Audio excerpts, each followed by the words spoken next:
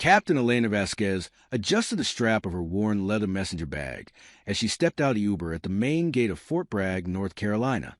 The September sun hung low in the afternoon sky, casting long shadows across the sprawling military installation that had once been as familiar to her as her own heartbeat. Now, after 3 years away, it felt both intimately known and strangely foreign. She wore simple civilian clothes, dark jeans, a charcoal gray blazer over a white blouse, and comfortable flats that whispered against the pavement as she approached the visitor checkpoint. Her dark hair was pulled back in a neat ponytail, and she carried herself with the upright posture that never quite left people who'd spent years in uniform, even when they tried to blend into civilian life. Elena had returned to Fort Bragg for a single purpose: to renew her Department of Defense contractor credentials. After leaving active duty, she'd taken a position with a private security consulting firm that worked with special operations units, training them in advanced interrogation resistance and cultural intelligence. It was work that used her skills without requiring her to deploy again, without asking her to make the sacrifices that had already cost her so much. The visitor center was a small, climate-controlled building just inside the main gate, staffed by military police who processed everyone from delivery drivers to congressional delegations. Elena had been through dozens of these checkpoints over the years, in dozens of countries. This should have been routine. Before we begin, make sure to subscribe to Military and Veteran Stories so you never miss these true tales of courage. And tell us in the comments, where are you watching from today? She approached the counter where a young specialist, couldn't have been more than 22, was reviewing identification cards with the methodical attention of someone who'd been trained to spot inconsistencies. His nameplate read Diaz. "Good afternoon," Elena said pleasantly, sliding her driver's license and current contractor credentials across the counter. "I'm here to renew my DoD credentials. I have an appointment with the security office at 1600. Specialist Diaz picked up her documents with practiced efficiency, his eyes scanning the information with a kind of focus that suggested he took his job seriously. Elena appreciated that. In her experience, the people who got complacent at security checkpoints were the ones who let real threats slip through. But something made Diaz pause. His eyes narrowed slightly as he looked at something on her contractor badge, then back at her driver's license, then back to the badge again. He reached for his computer mouse and began typing, his movements becoming more deliberate. "Ma'am, can you confirm your full name for me?" "Elena Marie Vasquez." She kept her voice calm and professional, though a small flutter of unease stirred in her chest. She'd been through enough security screenings to know when something wasn't quite right. Diaz typed more, his frown deepening. He picked up her contractor badge again, studying something in the corner that Elena couldn't see from her angle. Then he looked up at her, his expression shifting from routine professionalism to something more guarded. "Ma'am, I need to verify some information. Can you wait here for just a moment?" It wasn't really a question. Elena nodded, stepping back slightly from the counter as Diaz picked up a phone and turned away, speaking in a voice too low for her to hear clearly. She caught fragments, credentials, verification, supervisor, but nothing that explained what had triggered this additional scrutiny. Through the window, Elena could see the familiar landscape of the base. Parking lots filled with military vehicles, soldiers in camouflage walking between buildings, the distant sound of training exercises echoing across the facility. 3 years ago, she'd been part of this world. Now she was an outsider looking in, and the difference felt more profound than she'd expected. Her phone buzzed. A text from her daughter's school. Reminder, parent-teacher conference tomorrow at 3 p.m. Elena's heart squeezed. Sophia, 8 years old now, smart as a whip, and blissfully unaware of most of what her mother had done before she was born. Elena had worked hard to keep it that way, to give her daughter a normal childhood unburdened by the weight of classified operations and combat deployments. "Ma'am." Diaz had returned, but he wasn't alone. A sergeant stood beside him now, a woman in her early 30s with sharp eyes and the kind of expression that suggested she'd seen enough in her career to be skeptical of everything. "I'm Sergeant First Class Morrison," the woman said, her tone professionally neutral. "I understand you're here for credential renewal?" "That's correct," Elena replied. "I have an appointment with the security office in about 40 minutes. Morrison picked up Elena's credentials, studying them with the same intensity Diaz had shown. But her focus seemed to be on something specific. Elena could see her eyes fixed on a particular notation or symbol, though she couldn't tell what it was from her position. "Ms. Vasquez, I need to ask you some questions about these credentials." Morrison's voice had taken on an edge that made Elena's instincts sharpen. "Can you tell me about your military service history?" Elena kept her expression neutral, though internally she was trying to understand what had triggered this level of scrutiny. "I served in the Army for 12 years. I separated 3 years ago with an honorable discharge and have been working as a DoD contractor since then." "What was your MOS?" Morrison asked.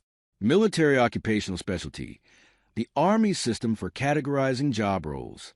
35M, human intelligence collector." It was the truth as far as it went. What Elena didn't mention were the additional qualifications, the specialized training, the assignments that never appeared on any public record. Morrison's eyes flickered with something that might have been recognition or might have been suspicion. "And your rank at separation?" "Captain." "What unit were you assigned to?" Elena hesitated for just a fraction of a second. This was where things got complicated. "Multiple units over my career. My last assignment was with USASOC, United States Army Special Operations Command." The mention of USASOC made Morrison's posture shift almost imperceptibly. Her eyes returned to Elena's credentials, studying something in detail that Elena still couldn't see.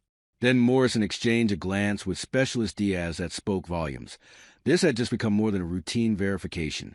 "Ma'am, I'm going to need you to step over to the holding area while we verify some information," Morrison said, gesturing to a row of plastic chairs against the wall. It was phrased politely, but Elena recognized an order when she heard one. "Is there a problem with my credentials?" Elena asked, keeping her voice even. "They were issued by DIA less than 6 months ago."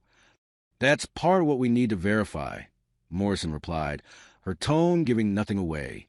"Please have a seat. This shouldn't take long."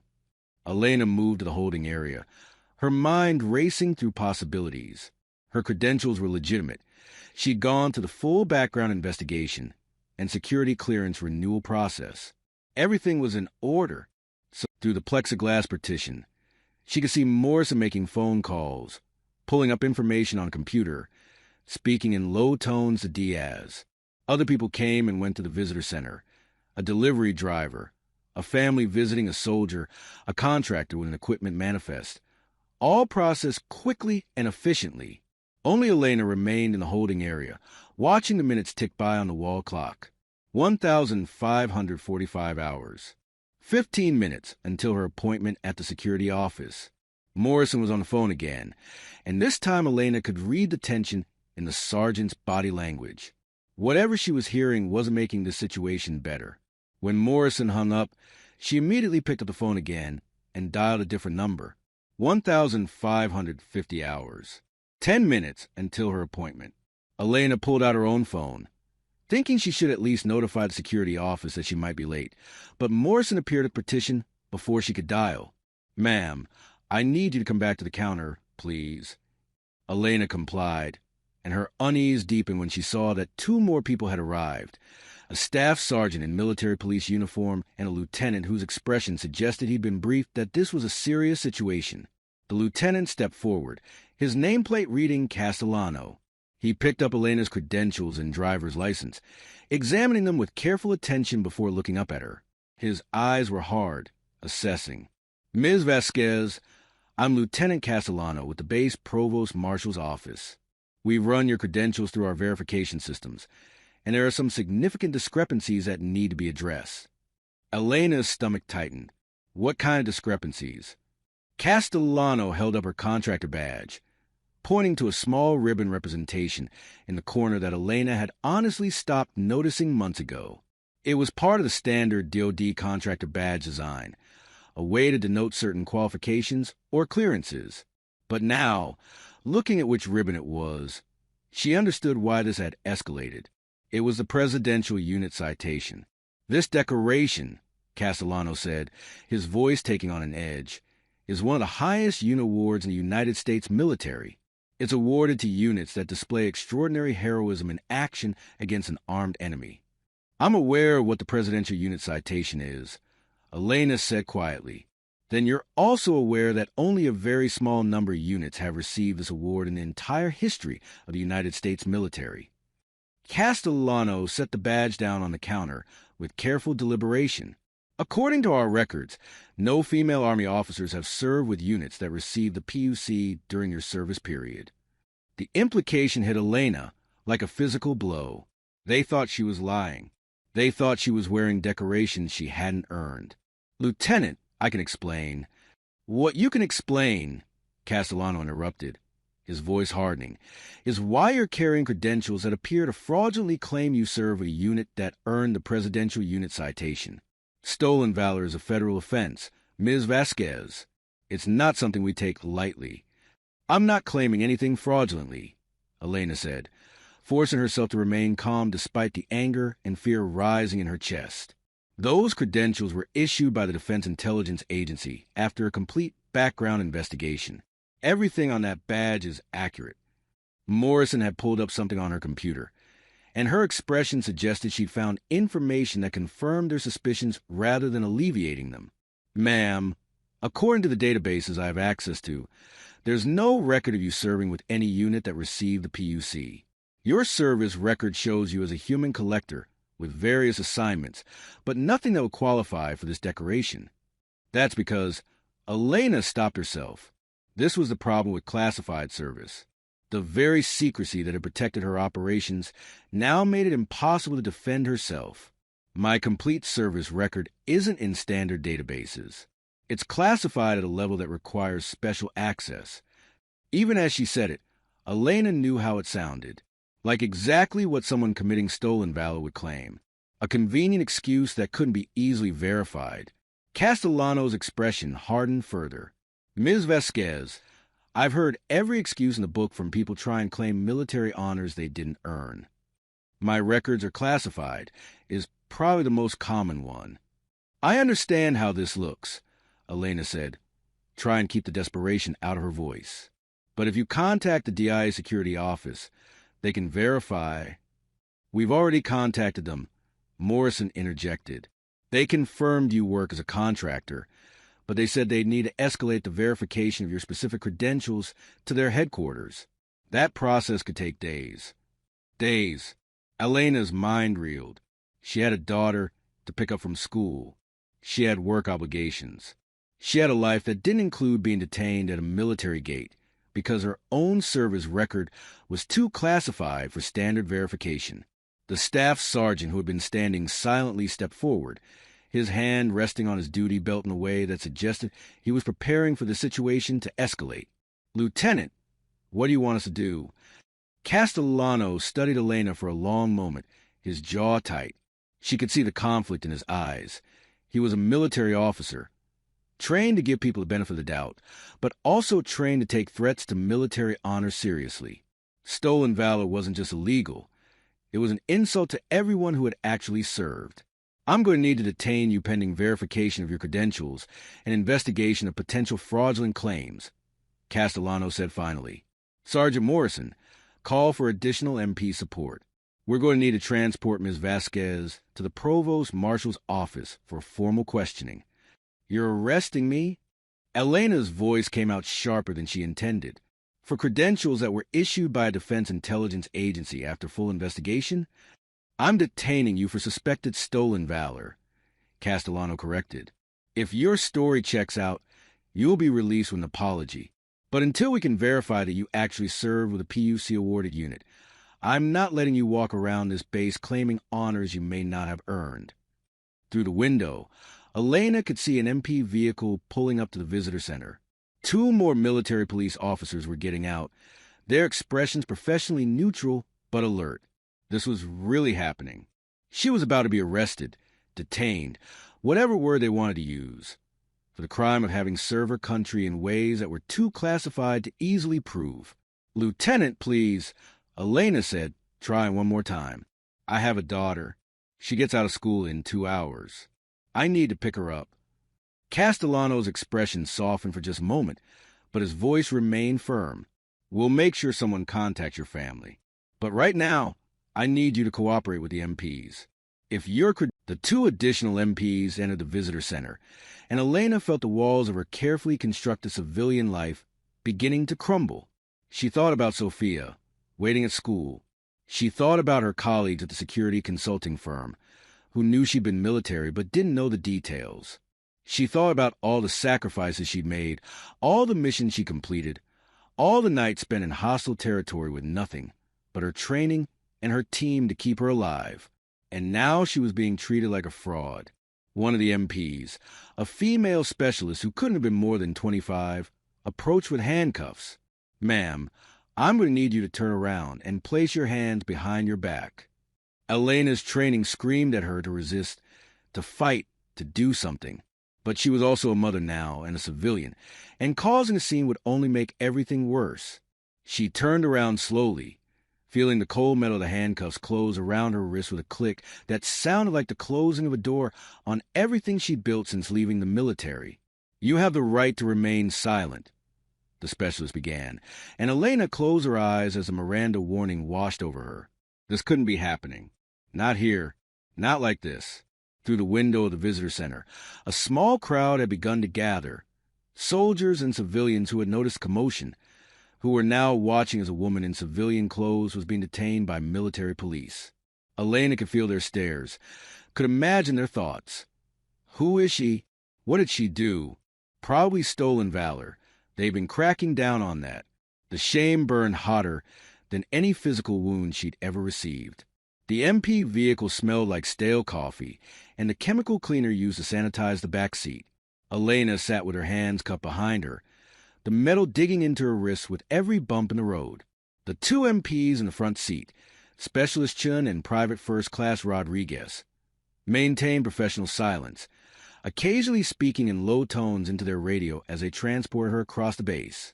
Fort Bragg rolled past the windows, familiar and foreign all at once. Elena recognized buildings, training areas, unit headquarters. 3 years ago, she'd driven these roads in uniform, sometimes in tactical vehicles preparing for deployment, sometimes in her personal car heading home after 18-hour days. She'd been part of this world, respected and trusted. Now she was a suspect. The provost marshal's office was a squat, utilitarian building that managed to look both bureaucratic and intimidating. Chun and Rodriguez escorted her inside with professional courtesy. They weren't rough or cruel, just efficient. They'd done this before, and Elena was just another person being processed through the system. The booking area was exactly what she'd expected. Fluorescent lights that hummed slightly, linoleum floors that squeaked under boots, the smell of burnt coffee and industrial disinfectant. A desk sergeant looked up as they entered, his expression shifting from bore routine to heightened interest when he saw Elena. "Another stolen valor case?" he asked Chun, his tone suggesting this was becoming depressingly common. "Lieutenant Castellano's orders," Chun confirmed. Suspect was attempting to enter the base with credentials claiming she served with a Presidential Unit Citation Unit. Verification came back negative. Suspect. The word stung more than Elena wanted to admit. The processing was methodical and dehumanizing in a way that all such procedures were meant to be. Fingerprints. Photographs from multiple angles. Personal property inventoried and sealed in a plastic bag. Her phone 1, wallet 1, keys 1, messenger bag and contents 1, watch 1. The desk sergeant documented everything with practiced efficiency, occasionally asking her to confirm details in a voice that carried no judgment but also no sympathy. "Any medical conditions we should be aware of?" he asked. Elena hesitated. Did she mention the tinnitus from the explosion in Kandahar? The chronic pain in her left shoulder from the dislocation she'd suffered during extraction from a compromised position in Syria? The nightmares that still woke her sometimes, gasping and reaching for weapons that weren't there? "No," she said finally. Those wounds weren't the kind that mattered here. After processing, they placed her in a holding cell. Not a jail cell exactly, but a secure room with a metal bench, a camera in the corner, and a door with a small window. The handcuffs came off, and Specialist Shin gave her a brief, almost apologetic look before closing the door. And then Elena was alone. She sat on the metal bench, her hands shaking slightly as the adrenaline that had kept her composed began to fade. The reality of her situation crashed over her in waves. She'd been arrested at a military base for stolen valor. Her career as a DoD contractor was probably over. No one would hire someone with this kind of accusation hanging over them, even if it was eventually disproven. Her security clearance was certainly suspended. Her daughter, Sophia, Sophia would be getting out of school in less than 2 hours. Elena had been supposed to pick her up, take her to gymnastics practice, help her with her homework. Instead, Sophia would be waiting with the teacher, wondering why her mom was late, maybe starting to get scared when Elena didn't answer her phone. Elena pulled her knees up to her chest, pressing her forehead against them as she fought back tears. She'd survived combat deployments. She'd survived being captured by enemy forces and held for 3 days before her team extracted her. She'd survived losing teammates, seeing friends killed, carrying the weight of classified operations that she could never fully share with anyone. But this, being accused of faking the very service that had defined her adult life, this cut deeper than any physical wound. Through the small window in the door, Elena could see MPs moving through the corridor, speaking to each other in voices too low to hear. One of them glanced at her cell, his expression unreadable, before moving on. She wondered what they'd been told about her. Probably that she was just another civilian trying to claim military glory she hadn't earned, wearing decorations that belonged to real heroes. If only they knew. The door opened, and Lieutenant Castellano entered, carrying a folder and a digital tablet. He was followed by Sergeant First Class Morrison and another officer Elena didn't recognize, a captain with the bearing of someone who'd spent significant time in combat zones. The captain's nameplate read Blackwood. "Ms. Vasquez," Castellano began, settling into one of the 2 chairs in the small room. "This is Captain Blackwood from our Criminal Investigations Division. He's going to be conducting the formal investigation into your credentials." Blackwood sat down across from Elena, his dark eyes studying her with a kind of assessment that suggested he'd interrogated a lot of people and knew how to spot deception. But there was also something else in his gaze, a hint of curiosity that Elena couldn't quite interpret. "Ms. Vasquez, I'm going to be direct with you," Blackwood said, his voice carrying a slight southern accent. "We take stolen valor very seriously at Fort Bragg. This is a post where real heroes serve every day, where claims those honors. It's an insult to everyone who actually did the work." "I understand that," Elena said quietly, "because I am one of those people." Blackwood opened the folder, pulling out printed copies of her credentials. "So you're claiming you actually served with a unit that received the Presidential Unit Citation?" "I'm not claiming anything. I'm stating a fact." "Then help me understand." Blackwood leaned forward, his expression neutral but intent. "According to every database we have access to, including classified personnel systems, there's no record of you serving with any PUC-awarded unit during your time in the Army. Your service record shows you as a 35M human intelligence collector, with various assignments to tactical units, and some time at Fort Huachuca. Nothing that would qualify for a PUC."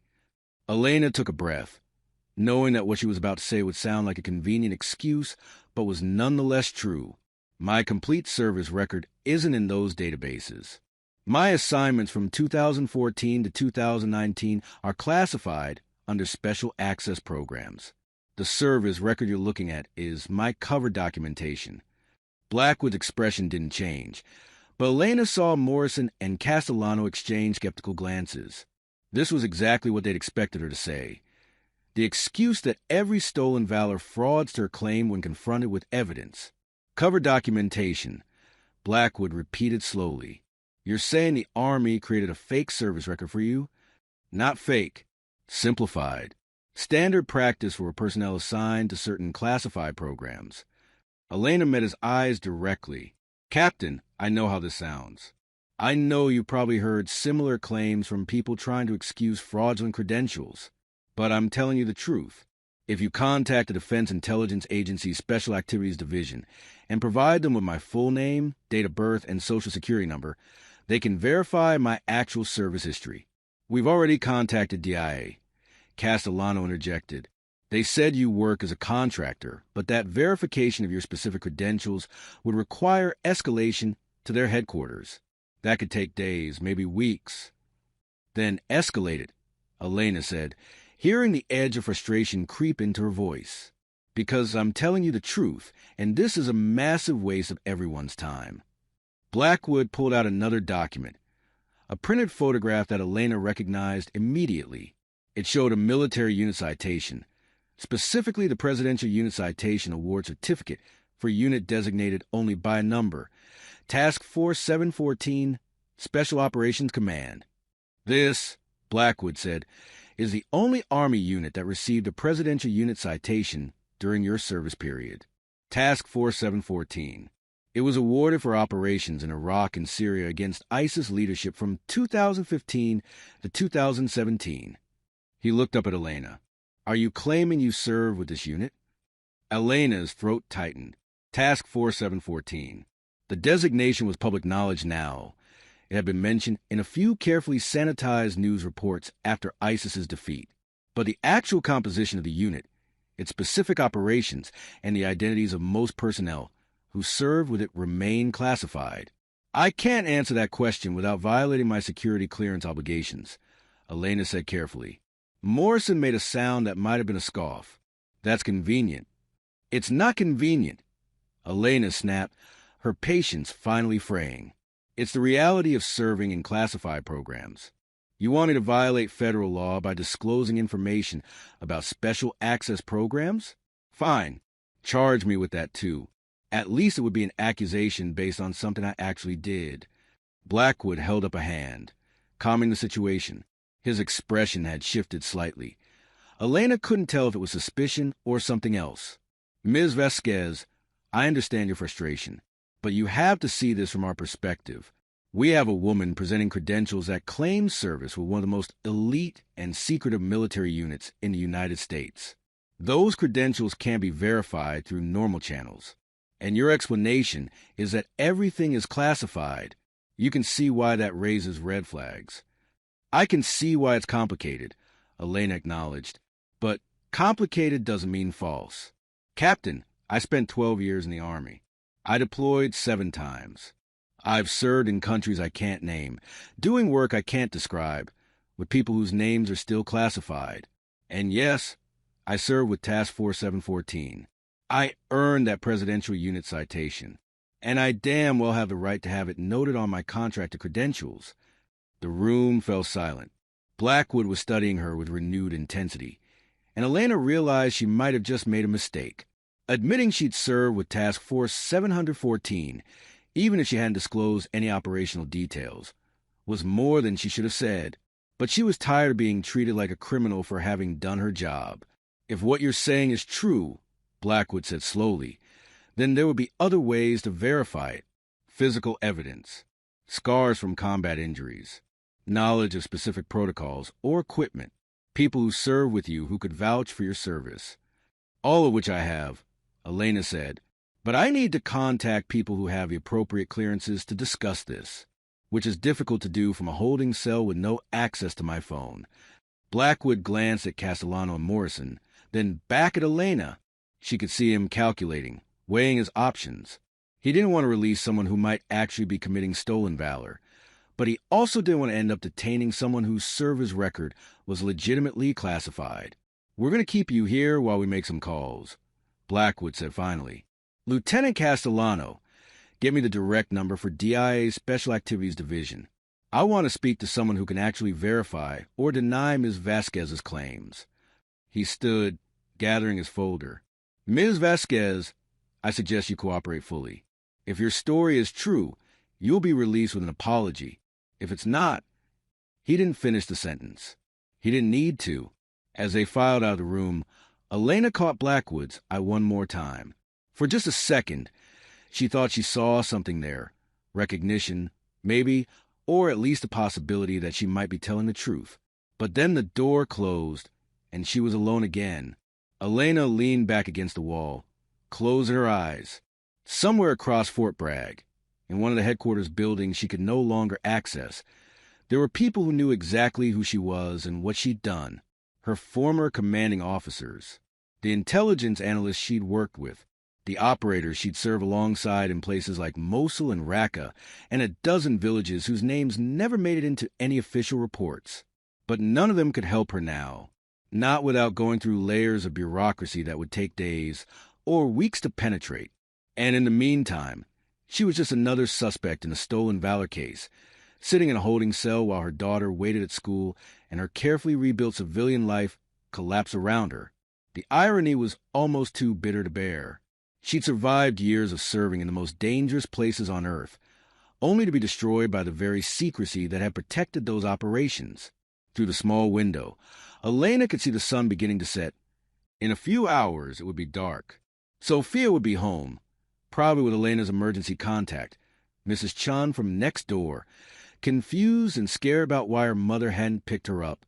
And Elena could do nothing but wait and hope that someone, somewhere, would be able to verify the truth before it was too late. 2 hours had passed.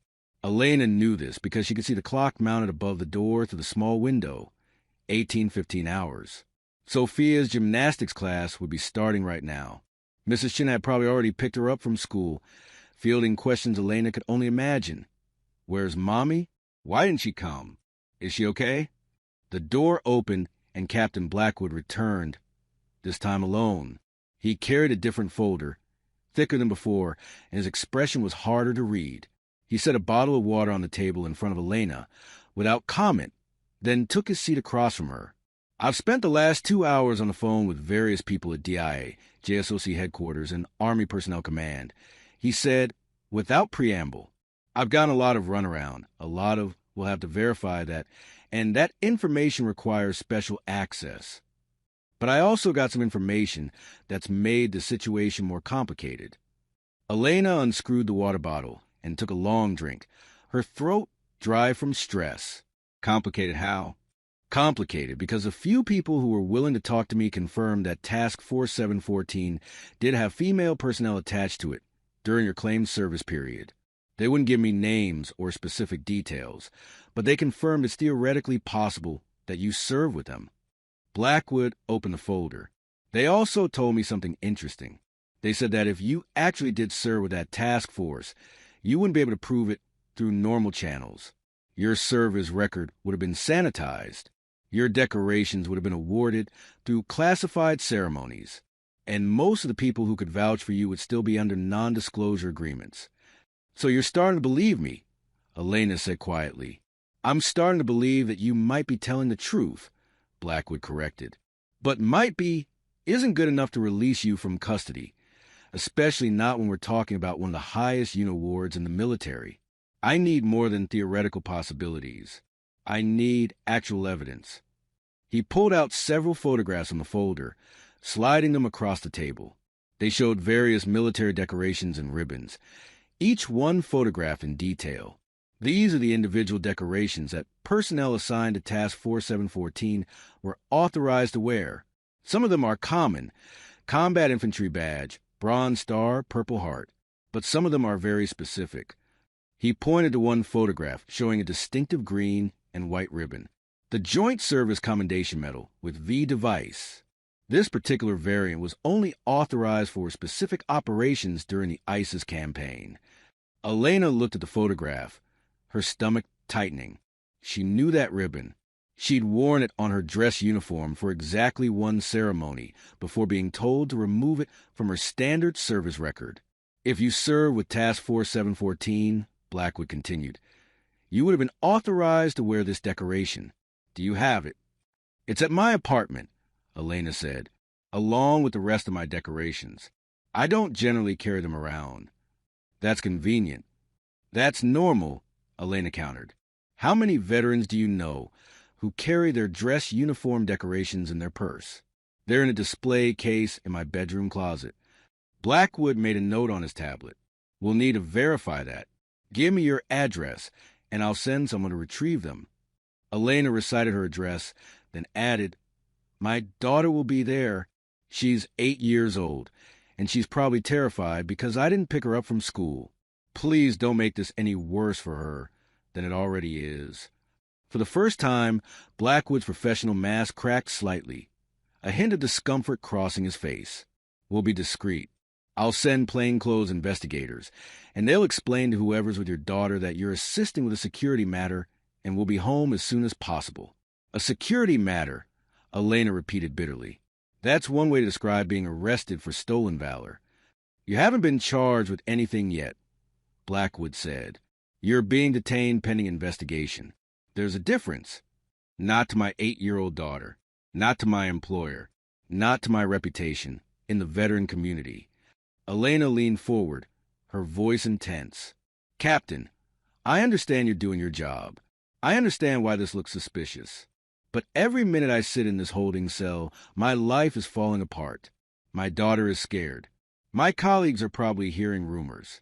And all of this because the very classification that protected my operations is now making it impossible to prove I actually served. Blackwood was quiet for a moment, his fingers drumming on the folder. Tell me about your scars, he said finally. What? Your scars. Combat injuries. If you served in hostile territory with a Special Operations Task Force, you would have been exposed to enemy fire. The way you move when we brought you in, you favor your left shoulder. That's consistent with an old injury. He pulled out another document. Your service record, the unclassified version, shows a Purple Heart Award for wounds received in 2016.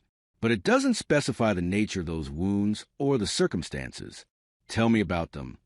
Elena took a breath. This was dangerous territory. Discussing the specifics of her injuries meant discussing the operations where she'd received them. But maybe selective disclosure was better than sitting here indefinitely. My left shoulder was dislocated during an emergency extraction from a compromised position in Syria, she said carefully. Our vehicle hit an IED. I was thrown against the door frame. The shoulder has never been quite right since then.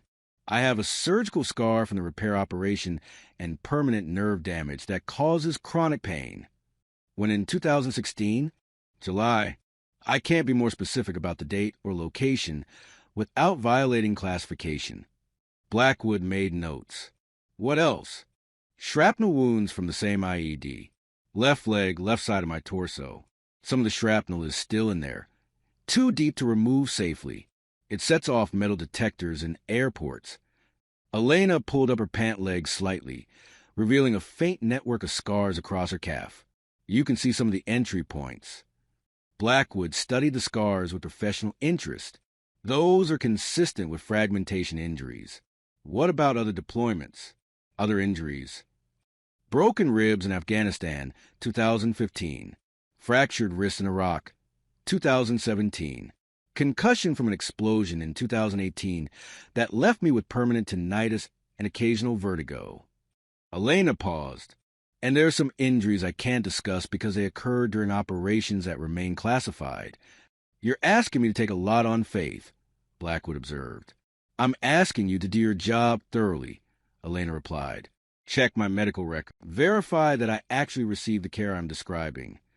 We're already doing that, Blackwood said. But medical records can take time to retrieve, especially if they're classified. He leaned back in his chair, studying her. Here's my problem, Ms. Vasquez. Everything you're telling me is consistent with someone who actually served in special operations. But it's also consistent with someone who's done very thorough research on how to fake credentials convincingly. I've seen stolen valor cases where people knew every detail, every acronym, every piece of equipment. They'd researched obsessively. The only way we caught them was finding actual veterans who could prove they weren't there. Then find the actual veterans I served with. Elena said, find the people who are on my team. Let them tell you whether I'm real or fake. I'm trying, but most of them are still serving in classified positions. They can't just show up and vouch for you without going through their chain of command, which takes time. Blackwood's frustration was evident now. This is why special access programs are so damn difficult when it comes to things like this. The very security measures that protect operations also make it nearly impossible to verify anything quickly. The door opened, interrupting their conversation. Sergeant First Class Morrison entered, carrying a printed document that she handed to Blackwood. He scanned it quickly, his expression darkening. What is it? Elena asked. Blackwood looked up at her, and for the first time since entering the room, She saw something in his eyes that might have been doubt about his own suspicions. Your DIA employment file just came through.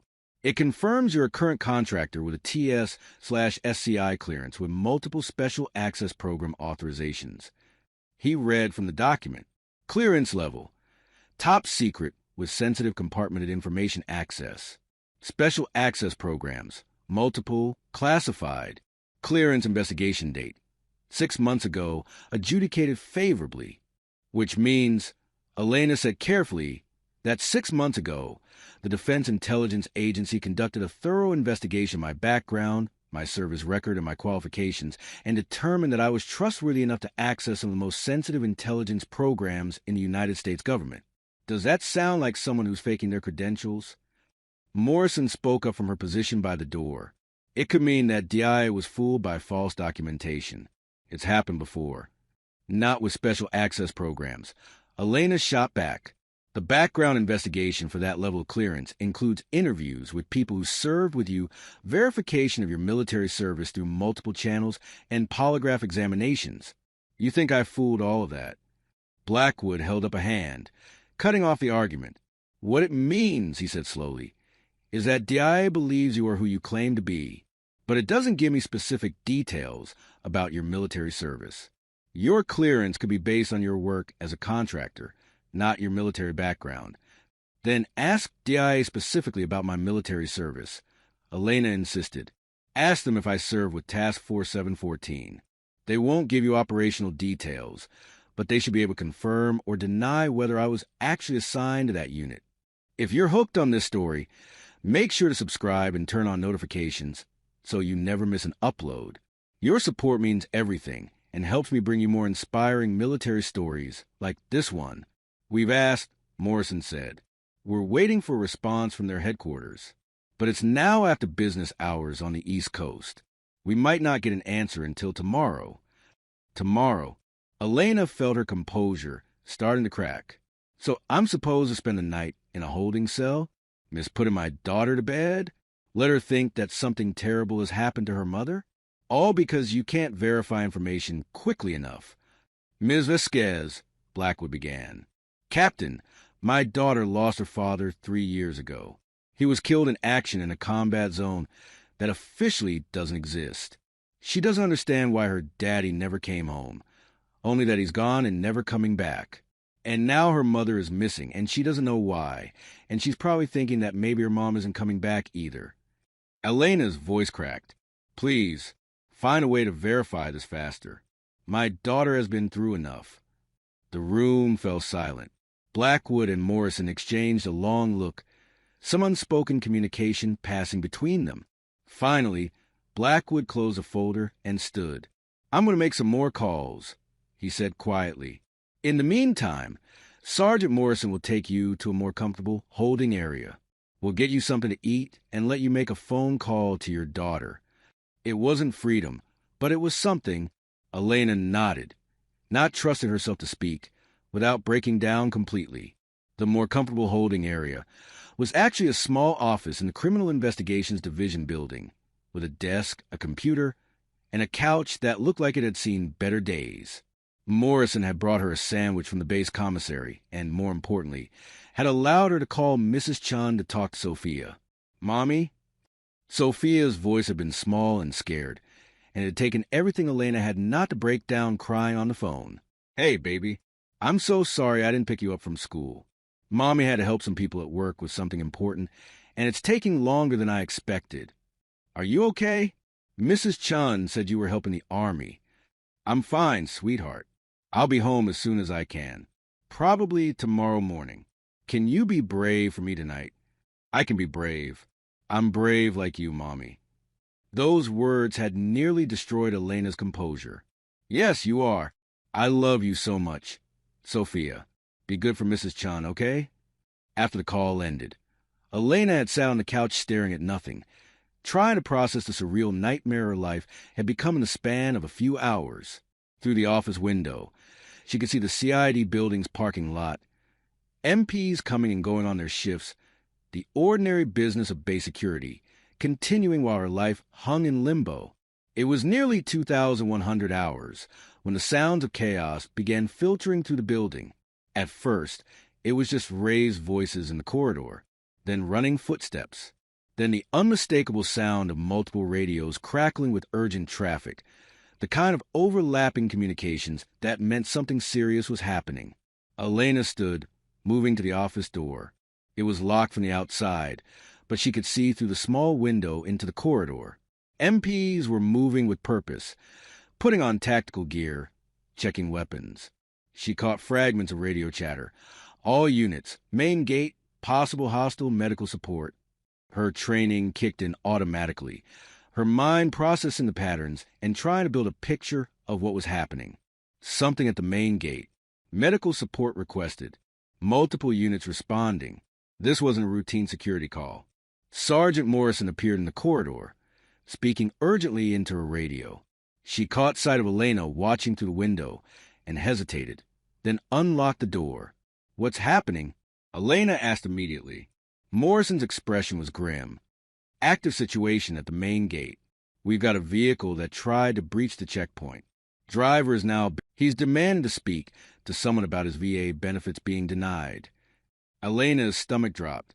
She'd seen the scenario play out before. Not here, but in other places.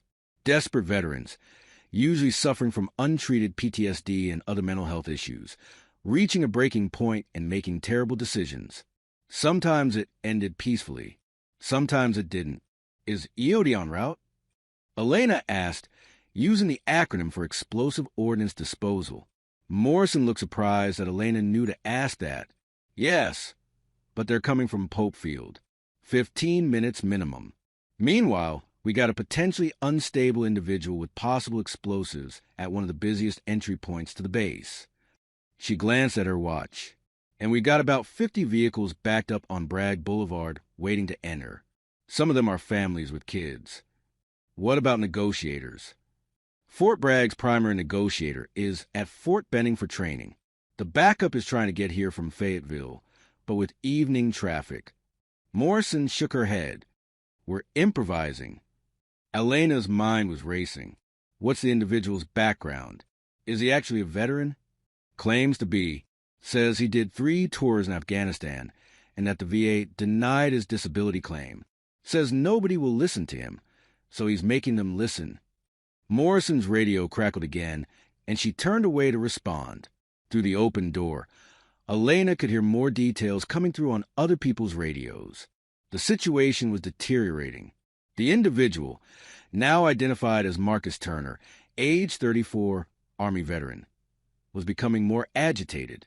He'd shown what appeared to be a device with wires and had threatened to detonate it if anyone approached his vehicle. Captain Blackwood appeared at the end of the corridor, still in the civilian clothes he'd worn during Elena's interrogation. He was strapping on a tactical vest and checking a sidearm with the efficient movements of someone who'd done this many times before. "Captain," Morrison called out, "they want you to command post." "On my way." Blackwood started to move, then stopped when he saw Elena standing in the office doorway. For a moment, their eyes met, and Elena saw the calculation happening behind his gaze. "Captain," Elena said quietly, "I can help." "You're a suspect in a stolen valor investigation," Blackwood replied. "You're not helping with anything." "I'm a human intelligence specialist with extensive experience in crisis negotiation and cultural psychology," Elena countered. "I've talked down insurgents who were preparing to detonate vehicle bombs. I've negotiated the release of hostages from people who had nothing left to lose. And I understand what that man at your gate is going through. Because I've been there, I've seen what combat does to people and what happens when they come home and feel like nobody cares." Morrison was listening now, her expression conflicted. "Captain, we don't have a trained negotiator available. And if Ms. Vasquez actually has experience with this..." "If she actually has experience," Blackwood repeated. "That's the question, isn't it? Is she a trained intelligence specialist? Or is she someone who's researched enough to sound convincing?" "Then this is your chance to find out," Elena said. "Let me help. If I fail, if I can't demonstrate competence, then you'll have your answer about whether my credentials are real. But if I can help de-escalate the situation, if I can prevent someone from getting hurt, Isn't that worth the risk? Another MP ran past, shouting into his radio. Subject is threatening to detonate if we don't move all personnel back another 100 meters. Blackwood's jaw tightened. Elena could see the war happening behind his eyes. Duty versus caution. The need for help versus the risk of trusting someone who might be a fraud. If I let you help, he said slowly, you're under my direct supervision. You do exactly what I say when I say it. Any deviation, any sign that you're not who you claim to be, and I pull you out immediately. Understood. Understood. Morrison, stay with her. Keep her in custody at all times. Blackwood turned and started moving toward the command post, then looked back at Elena. And Ms. Vasquez? If this is a con, if you're using a crisis situation to escape or to make yourself look credible, I will personally ensure that you spend the next decade in prison. Are we clear? Crystal clear, Captain. The command post had been established in the base operations center, 100 meters from the main gate. When Elena arrived with Morrison and Blackwood, she found organized chaos. Multiple screens showing different angles of the incident, radio operators coordinating response units, and a cluster of senior officers trying to make decisions with incomplete information. The central screen showed the situation in stark detail. A white pickup truck sat at an angle across the inbound lanes of the main gate, its driver's side door open. Inside, partially visible, was a man in civilian clothes. From this angle, Elena could see what appeared to be a vest with wires and dark blocks that could have been explosives strapped to his chest. Status. Blackwood asked one of the officers monitoring the situation. Subject has been making demands for the past 20 minutes. He wants to speak to someone from the VA, someone who can review his disability claim. Says he has documentation proving he was exposed to burn pits in Afghanistan and that his respiratory problems are service-connected, but his claim was denied. The officer, a major, glanced at notes on his tablet. He's also mentioned symptoms consistent with PTSD and TBI. He's agitated, emotional, and keeps talking about how nobody listens to veterans. Elena studied the screen, watching Marcus Turner's body language. Even from a distance, she could read the signs. Hands shaking, constant movement, eyes scanning his surroundings with hypervigilance. This wasn't a terrorist or an ideologue. This was a man in pain who had reached the end of his rope. Has anyone tried to talk to him? She asked. The major looked at her, surprised to see a civilian in the command post. Who is this? Someone who might be able to help, Blackwood said, his tone discouraging further questions. Answer a question. Lieutenant Shaw from the MPs has been attempting to establish dialogue. But Turner keeps saying he wants to talk to someone who understands, someone who's been where he's been. The major gestured to the screen. Shaw is doing his best, but he's never deployed. Turner picked up on that immediately and said he won't talk to anyone who doesn't know what combat is really like. Elena moved closer to the screen, studying Turner's positioning, his visible gear, the way he was holding something in his right hand. Probably a detonator, or what he claimed was a detonator. What do we know about his service record? She asked. Working on getting that now. Initial checks show he did serve. 3 deployments to Afghanistan with the 82nd Airborne, medically retired in 2019 with a disability rating of 30%. Blackwood hesitated, then nodded slowly. Set it up, but I want a direct line where I can cut her off if necessary. 5 minutes later, Elena was sitting at a communications console, wearing a headset that connected to the loudspeaker system at the main gate. Through the screen, she could see Lieutenant Shaw stepping back from his position, gesturing that someone else would be speaking to Turner now. Elena took a breath, centering herself. She'd done this before. Talked to people who were on the edge, who were ready to die and possibly take others with them. It required empathy, honesty, and an understanding of what they were feeling that went beyond textbook psychology. Marcus, she said, her voice carrying across the gate area through the speakers. My name is Elena. I'm not with the VA, and I'm not here to make promises I can't keep, but I am someone who's been where you've been, and I'd like to talk to you. Through the screen, she saw Turner's head turn toward the speakers. Who are you? His voice came through the system, strained and rough. I'm a veteran. Army, 12 years. Multiple deployments, including Afghanistan. And I know what it's like to come home and feel like nobody understands what you went through or cares what you're dealing with now. There was a pause. Turner was processing this, deciding whether to believe her. "What unit?" he asked finally. Elena glanced at Blackwood, who was watching intently. This was dangerous territory. Mentioning her actual unit would reveal information she wasn't supposed to disclose. But claiming a different unit might be caught as a lie, and that would destroy any credibility she was building. "I can't tell you my specific unit," she said honestly. "My assignments are classified, but I served in Afghanistan from 2014 to 2016, mostly in Helmand and Kandahar provinces.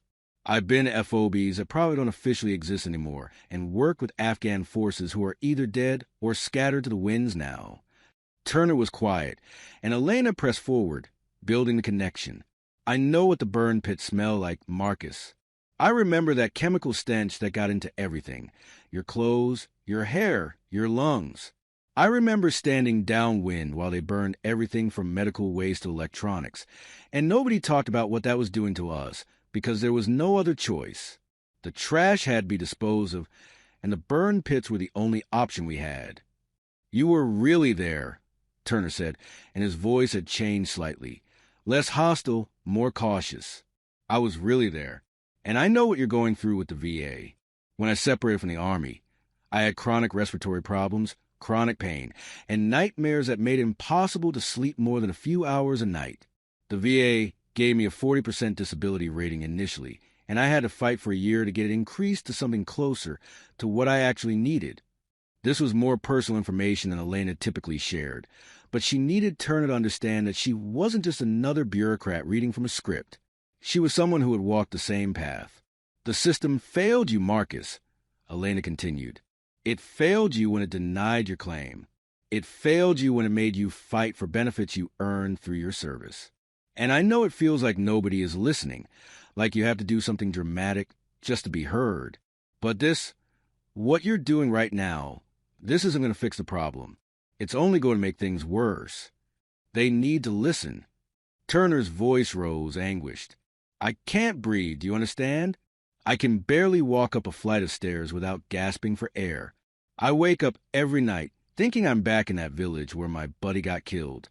And the VA tells me it's not service-connected? How is that not service-connected?" "It should be," Elena said simply. "You're right to be angry. What they did to you is wrong.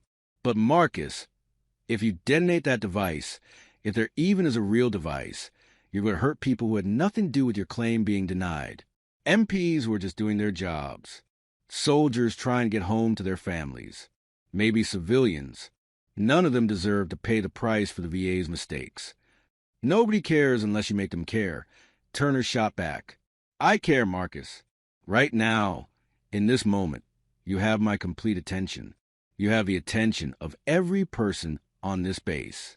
And if you come out of that truck safely, I promise you that I will personally help you navigate the VA appeals process. I'll connect you with veterans advocacy organizations. I'll make sure your story is heard by people who can actually help you. Promises," Turner said bitterly. "Everyone makes promises."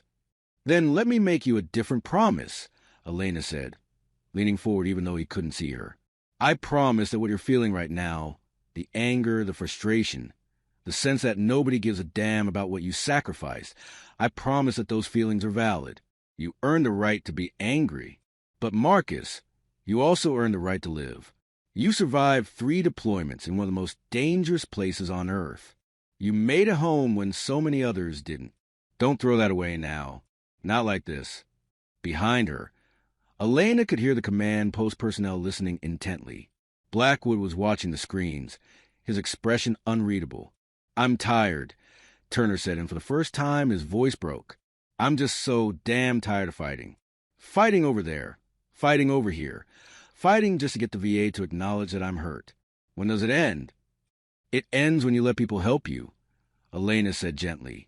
"Marcus, I know it feels like you're alone in this, but you're not. There are people who understand what you're going through. There are resources and support systems that can help you. But first, you need to put down the detonator and come out of that truck. Will you do that for me?" The silence that followed felt like it lasted forever. Through the screen, Elena watched Turner's shoulders shaking. He was crying now, the adrenaline and anger giving way to exhaustion and despair. "If I come out," he said slowly, "they're going to arrest me." "Yes," Elena answered honestly. "They probably will. You breach a military installation and claim to have explosives. There will be consequences. But Marcus, the consequences of detonating that device, real or fake, are so much worse. If you come out now peacefully, there's a path forward. It might be difficult, but it exists. If you stay in that truck, the only paths forward are all bad ones." Another long silence. Then Turner's voice, barely audible. "Will you be there? When I come out?" Elena glanced at Blackwood, who was already shaking his head. "I can't make that promise, Marcus. I'm not in a position to be at the gate right now. But I'll be here, on this line, talking to you until you're safe. And afterward, if you want to talk more, I'll find a way to make that happen." "Okay," Turner said finally, his voice heavy with defeat and relief. "Okay, I'm coming out. But I'm moving slowly because this vest is heavy, and I don't want anyone to shoot me." "Nobody's going to shoot you, Marcus," Elena said, feeling the tension in the command post ratchet up as everyone prepared for this critical moment. "Just move slowly, keep your hands visible, and follow the instructions the MPs give you. I'll be right here the whole time." On the screen, Elena watched as Turner began to emerge from the truck. His movements were cautious, deliberate, showing his hands to the MPs who were positioned behind cover. The vest he wore was visible now, a crude assemblage of what looked like road flares and electrical components wired together with duct tape. It might have been dangerous, or it might have been completely inert. The EOD team would have to make that determination. MPs moved in carefully, giving Turner clear instructions. He followed them precisely, lowering himself to his knees, interlacing his fingers behind his head. Within minutes, he was in custody. The vest was being carefully removed by end-of-day personnel in protective gear, and the immediate crisis was over. Elena slumped back in her chair, adrenaline draining away and leaving her shaky and exhausted. Around her, the command post erupted in controlled activity, reports being filed, units being stood down, the incident being documented for her after-action review. Blackwood was standing beside her console now, his expression complex. "That was—" He paused, searching for words. "That was impressive, Ms. Vasquez. The way you connected with him, the way you read the situation and adapted your approach. That wasn't something you learned from a textbook." "No," Elena said quietly. "It's something you learn from experience. From being in situations where understanding human psychology is the difference between mission success and mission failure. From serving in places where building trust with people who have every reason not to trust you is literally a matter of life and death." Morrison had moved closer too, her earlier skepticism replaced by something that looked like grudging respect. You knew exactly what to say to him, how to validate his feelings without encouraging his actions, how to build rapport while still maintaining the authority of someone he would listen to. "That's what human specialists do," Elena said. "We talk to people. We build relationships. We understand motivations and fears and cultural contexts. And sometimes we talk people out of doing things that will get them or others killed." The major who had briefed them earlier approached, tablet in hand. "Captain Blackwood, EOD has confirmed that the device Turner was wearing was non-functional. The explosives were road flares, and the wiring wasn't connected to anything. But he did have a lighter, so theoretically, he could have set the flares on fire and caused some burns. Mostly, though, it was a prop to get attention." "What about Turner's condition?" Elena asked. "Medics are evaluating him now. Initial assessment shows significant respiratory distress. He wasn't lying about having trouble breathing.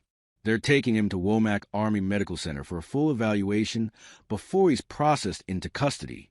Elena closed her eyes briefly, thinking about Marcus Turner's 3 tours in Afghanistan, his denied VA claim, and the desperation that had driven him to this point. The system had failed him, and in trying to make his voice heard, he nearly destroyed his life even more completely. "Captain," Elena said, looking up at Blackwood, "I meant what I told him. If possible, I'd like to follow up on his case. Help him get connected with proper veterans advocacy resources. He needs a lawyer who specializes in VA claims, and he needs mental health support that he's clearly not getting. Blackwood studied her for a long moment. You understand that you're still technically in custody pending investigation of your credentials? You're not in a position to make promises to anyone. I understand that. But I also understand that I'm a veteran who just talked another veteran down from a crisis, and I have resources and connections that could actually help him. So regardless of what happens to me, I'd like to make sure he gets the help he needs. The Major was looking at his tablet again, scrolling through information that had just come through. His expression changed, his eyes widening slightly. "Captain, you need to see this." Blackwood moved to look at the tablet, and Elena watched as his entire demeanor shifted. Whatever he was reading, it was significant. "What is it?" Morrison asked. Blackwood looked up at Elena, and for the first time since this entire ordeal began, she saw something in his eyes that might have been belief. "DIA just sent through a partial verification of Ms. Vasquez's service record," he said slowly. "It confirms that she served with—" He glanced at the tablet again. "With a classified Special Operations Task Force from 2014 to 2019. It confirms multiple combat deployments. And it confirms authorization to wear the Presidential Unit Citation for actions taken during classified operations in Iraq and Syria." The command post fell silent. Everyone was looking at Elena now, and she could see the realization dawning on their faces. She had been telling the truth all along.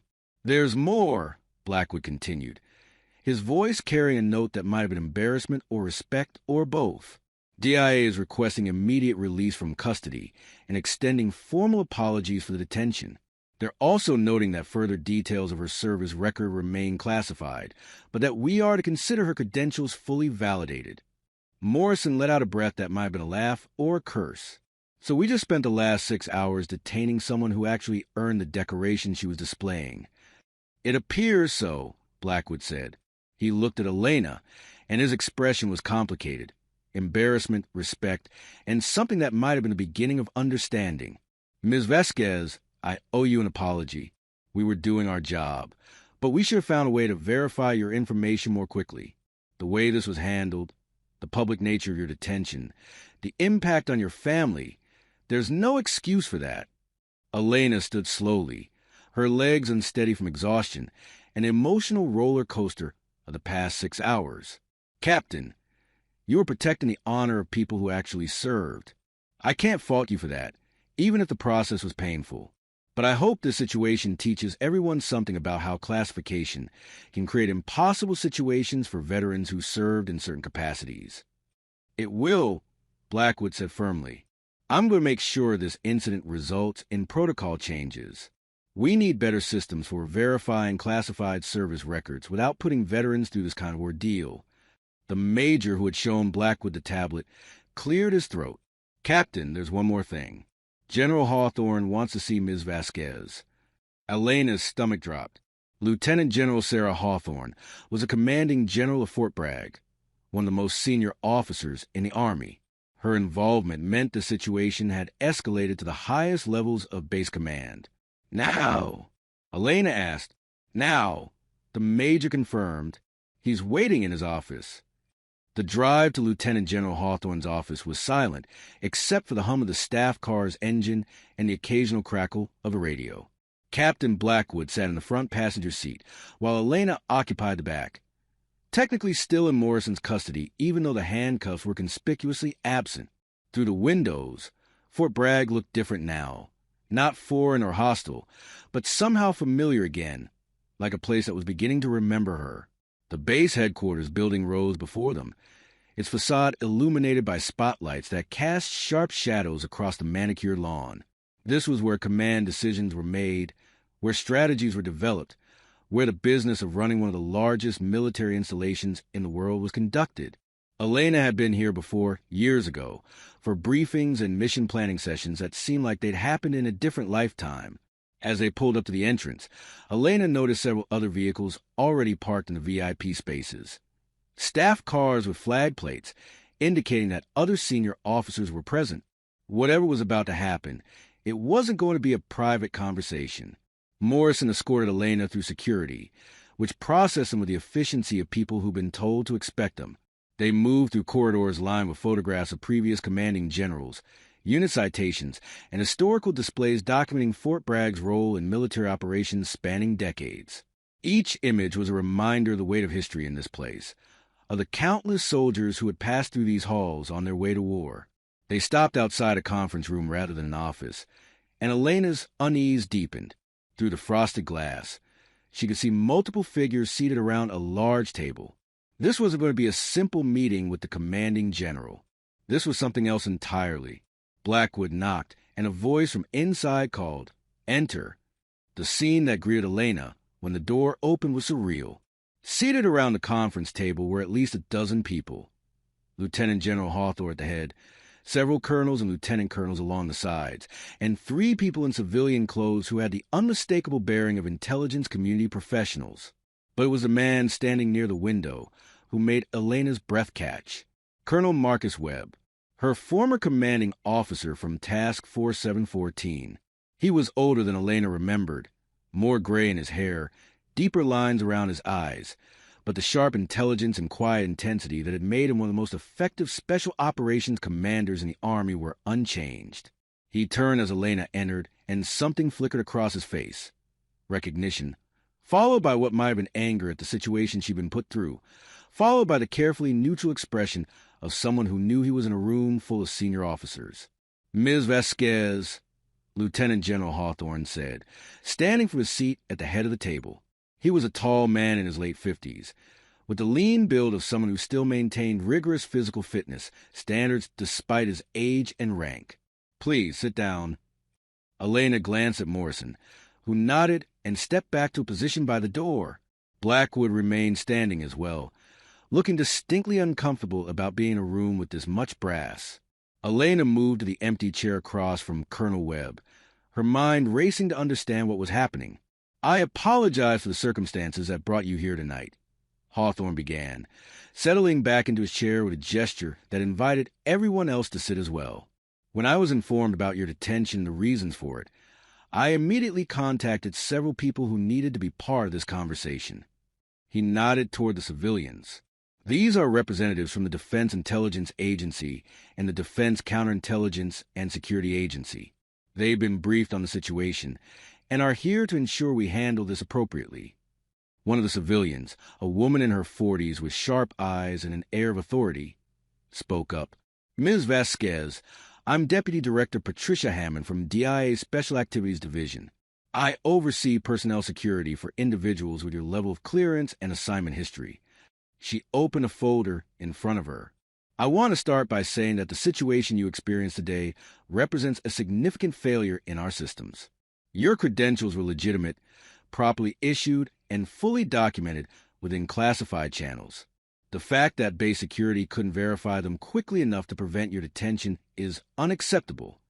"Ma'am, with respect," Blackwood interjected, "we were following proper protocols for suspected stolen valor cases. We had no way of knowing." "Captain, I'm not faulting you or your team for doing your jobs," Hammond interrupted, though her tone wasn't harsh. "The problem is systemic. We have veterans with classified service records who are returning to bases as contractors or visitors, and we don't have adequate mechanisms for verifying their credentials without going through channels that can take days. This isn't the first time this has happened, and unless we make changes, it won't be the last." Hawthorne nodded agreement, "which is why we're here. We need to address both the immediate situation, resolving Ms. Vasquez's detention and clearing her name, and the broader policy issues that allowed this to happen." He looked directly at Elena. "But first, Ms. Vasquez, I want to hear from you. You spent the last 6 hours being treated as a criminal when you were actually a decorated veteran. You have every right to be angry." Elena took a breath, choosing her words carefully. "Sir, I understand why I was detained. I understand the need to protect against stolen valor. What I don't understand is why the systems aren't better. I served this country for 12 years, much of it in circumstances I still can't fully discuss. I earned the decorations on my credentials, and yet when I tried to simply renew those credentials, I ended up in handcuffs, separated from my daughter, with my reputation potentially destroyed." She paused. "I'm not angry at Captain Blackwood or Sergeant Morrison, or anyone else who is doing their job. I'm angry at a system that makes it impossible for veterans like me to prove who we are without compromising operational security. That's a fair assessment, Hawthorne said. He turned to Colonel Webb. Colonel, you've been cleared to provide some context about Ms. Vasquez's service. Within appropriate classification limits, of course. Webb stood, moving to a position where everyone could see him. His voice carried the authority of someone who commanded special operations forces in the most dangerous environments on Earth. General, for those in this room without the appropriate clearances, I can't provide specific operational details. But I can confirm that Captain Elena Vasquez served under my command in Task 4714 from 2015 to 2019. The weight of that statement settled over the room. Even those unfamiliar with the specifics knew that Task 4714 was one of the most elite and secretive units in the U.S. military. During her service with the task force, Webb continued, Captain Vasquez participated in operations across multiple theaters, including Iraq, Syria, and Afghanistan. Her role was critical. She was our primary human specialist and cultural advisor. She built intelligence networks that directly contributed to the capture or elimination of multiple high-value targets. She conducted interrogations that yielded actionable intelligence, saving American and Allied lives. And she did all of this while operating in environments where capture or death were constant possibilities. Webb's eyes found Elena's across the room. The presidential unit citation that was questioned today was earned during a classified operation in 2017 in Syria. I can't provide details, but I can tell you that the entire task force, every member, was awarded that citation for actions that prevented a significant terrorist attack and rescued multiple hostages. Captain Vasquez's intelligence work was instrumental in that operation's success.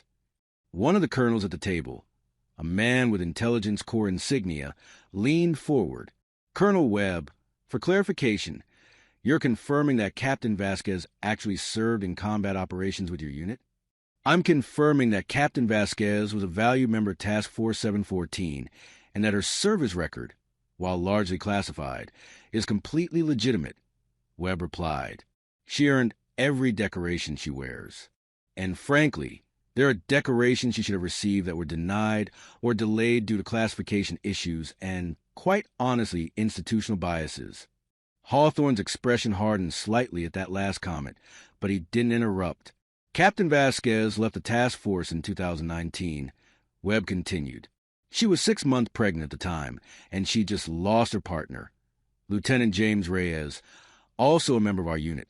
During an operation I still can't discuss. She chose to separate from the Army to raise her daughter. It was one of the hardest losses our unit experienced, because she was exceptional at her job, but we all understood her decision. The room was completely silent now. Several officers were looking at Elena with new understanding. This wasn't just a veteran with a classified service record. This was someone who'd sacrificed a career in one of the most elite units in the military to become a single mother after losing her partner in combat. Hammond from DIA spoke again. General Hawthorne, for the record, our agency has conducted multiple background investigations on Captain Vasquez, most recently 6 months ago when her special access clearances were renewed. Every investigation has confirmed her service record, her decorations, and her qualifications. The credentials she was carrying today were legitimate and properly issued. There was no fraud, no deception, and no violation of any regulations. So what we have, Hawthorne said slowly, is a decorated combat veteran who was detained, handcuffed, and held for 6 hours because our verification systems couldn't handle classified service records quickly enough. He looked at Blackwood. Captain, tell me honestly, at what point during this process did you begin to suspect that Ms. Vasquez might actually be telling the truth? Blackwood straightened in his chair.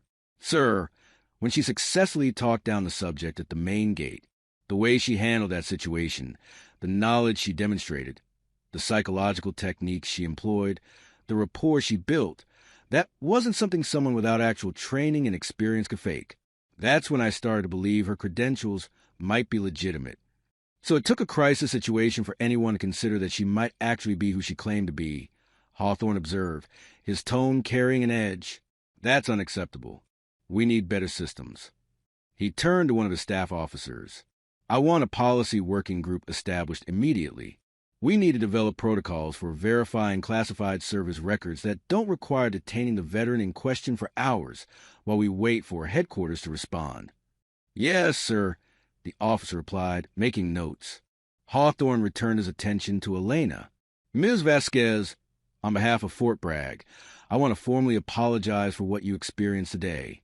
You were treated inappropriately. Your reputation was damaged, and your family was affected. None of that should have happened. Sir, I appreciate the apology, Elena said carefully.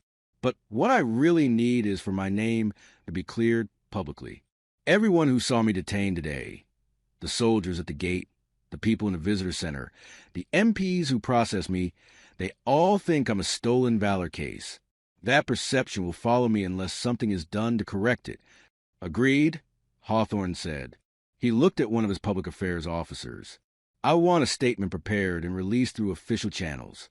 Fort Bragg detained a veteran today due to verification issues with classified service records. The veteran credentials were legitimate, the detention was an error, and we're implementing policy changes to prevent this from happening again. Make it clear that this was our mistake, not hers. Yes, sir. Colonel Webb moved back to the table, sitting down in a chair near Elena. His expression had softened from the formal bearing he'd maintained while briefing the general, and Elena could see traces of the commander she'd known, the one who'd pushed his team relentlessly but also protected them fiercely. Elena, he said, using her first name now that the formal briefing was complete, I need to tell you something. When DIA contacted me this afternoon to verify your credentials, I was in the middle of a training exercise at Fort Liberty. The moment I heard what was happening, that you've been detained for suspected stolen valor, I dropped everything and got here as fast as I could. You didn't have to do that, sir, Elena said quietly. Yes, I did. You serve under my command with distinction. You save lives, including mine on at least 2 occasions. The idea that anyone would question your service, that you be treated like a criminal, his jaw tightened.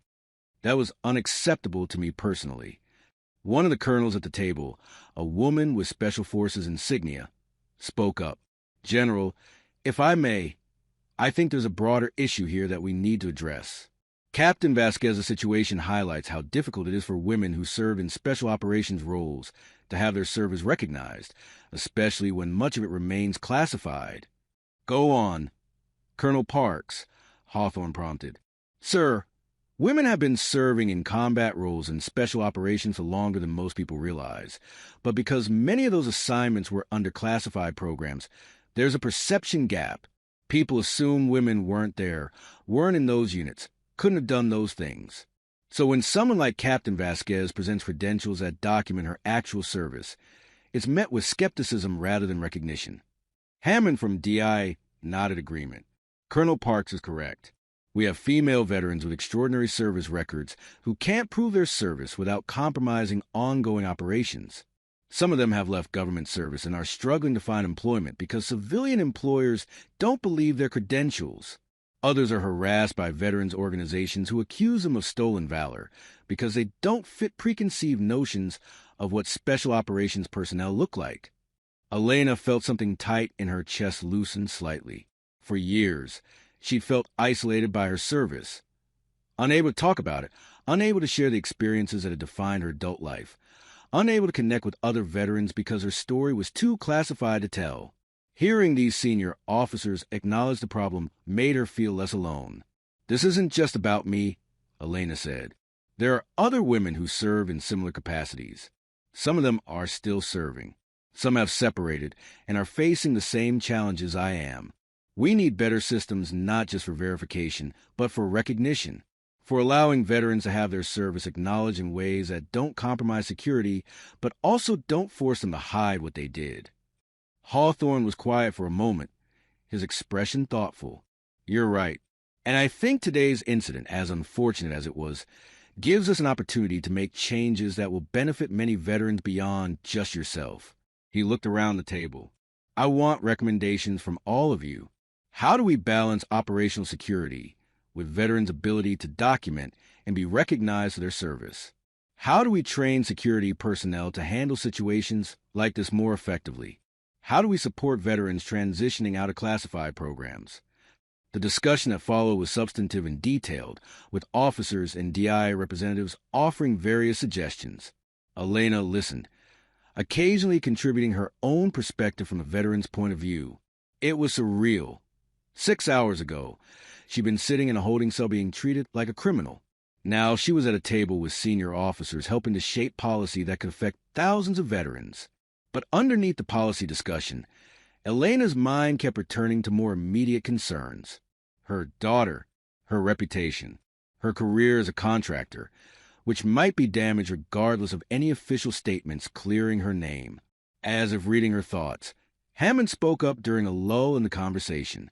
"Ms. Vasquez, I want to address your employment situation. I understand you work for Sterling Security Solutions as a cultural intelligence consultant." "That's correct, ma'am. I spoke with their CEO about an hour ago. He's been briefed on the situation and understands that today's detention was an error. Your employment and security clearances are not affected. In fact, he asked me to pass along a message. He said your job will be waiting for you whenever you're ready to return, and he's increasing your compensation as an apology for any distress the situation may have caused." Elena felt tears threatening, but held them back. "Thank you, ma'am. That's a relief." "There's more," Hammond continued. "DI would like to offer you a direct hire position as a senior intelligence analyst, working on programs related to counterterrorism and special operations support. The position would be based here at Fort Bragg, so you wouldn't need to relocate, and the compensation would be significantly higher than your current contractor rate." Elena stared at her. "You're offering me a job after detaining me for 6 hours?" "I'm offering you a job because you're exceptionally qualified and because DI needs people with your experience and skills," Hammond corrected. "The detention was a mistake that never should have happened. This job offer is based entirely on your merits." Elena struggled to process this. "I need time to think about it. My daughter has to be my first priority." "Of course. Take all the time you need. The offer will remain open." Hammond closed her folder. "But I want you to know that we value what you've done for this country, and we want to make sure you have opportunities that recognize that service." Hawthorne checked his watch. "It's now 2,230 hours. Ms. Vasquez has been away from her daughter for over 9 hours. I think we should conclude this meeting and allow her to go home." He looked directly at Elena. "I'm arranging for a staff car to take you home. I'm also having our public affairs office contact your local media with our statement. So by tomorrow morning, everyone will know that today's detention was our error, not your fault." "Sir, there's one more thing," Elena said before she could second-guess herself. "The veteran from the gate incident, Marcus Turner. He needs help that he's not getting from the VA. Is there any way Fort Bragg could provide support or intervention with his case?" Hawthorne nodded approvingly. "Already being handled. I've had my staff contact Womack Army Medical Center and the VA regional office. Mr. Turner is going to get a comprehensive medical evaluation, and his disability claim is being fast-tracked for review by someone who actually understands combat-related respiratory injuries. We're also connecting him with veterans' legal services and mental health support." "Thank you, sir. You talked him down from a potentially deadly situation," Hawthorne said. "Making sure he gets the help he needs is the least we can do. And frankly, it's what we should have been doing all along for all our veterans." Colonel Webb stood, and everyone else began gathering their materials, preparing to depart. But Webb gestured for Elena to wait, and she remained seated as the room gradually emptied until only the two of them and General Hawthorne remained. "Elena," Webb said, his voice quieter now, "how are you really doing?" Not the professional answer, the real answer. Elena took a breath, considering how honest to be. "Some days are harder than others. Sophia keeps me grounded. She's the reason I get up every morning. But there are nights when I lie awake thinking about the operations, the people we lost, James." Her voice caught slightly on her late partner's name. "I wonder sometimes if I made the right choice, leaving the unit, if there was more I could have done." "You made the only choice you could make," Webb said firmly, You had a daughter who needed her mother. And Elena, you'd already given more than most people could ever imagine. 12 years, 7 deployments, countless operations. You earned the right to step back and build a different kind of life. Did I, though? Elena's voice was barely above a whisper. Sometimes I feel like I abandoned the mission, like I should be out there doing the work instead of sitting safe stateside. That guilt is something every operator feels when they leave, Webb replied. We all wrestle with it. But Elena, you need to understand something. You didn't abandon anything. You served with honor, you completed your mission, and you made a sacrifice. Choosing to leave a career you loved to raise your daughter, that was just as significant as any sacrifice you made in the field. Hawthorne, who had been listening quietly, added his own perspective. Ms. Vasquez, I've been in the Army for 34 years. I've seen a lot of soldiers struggle with the transition from active service to civilian life, especially those who served in special operations. The guilt you're describing is normal, but I want you to consider something. By raising your daughter, by showing her what strength and service look like, by being there for her in a way that many military families can't. That's a mission too. Maybe not one that comes with medals or recognition, but a mission nonetheless.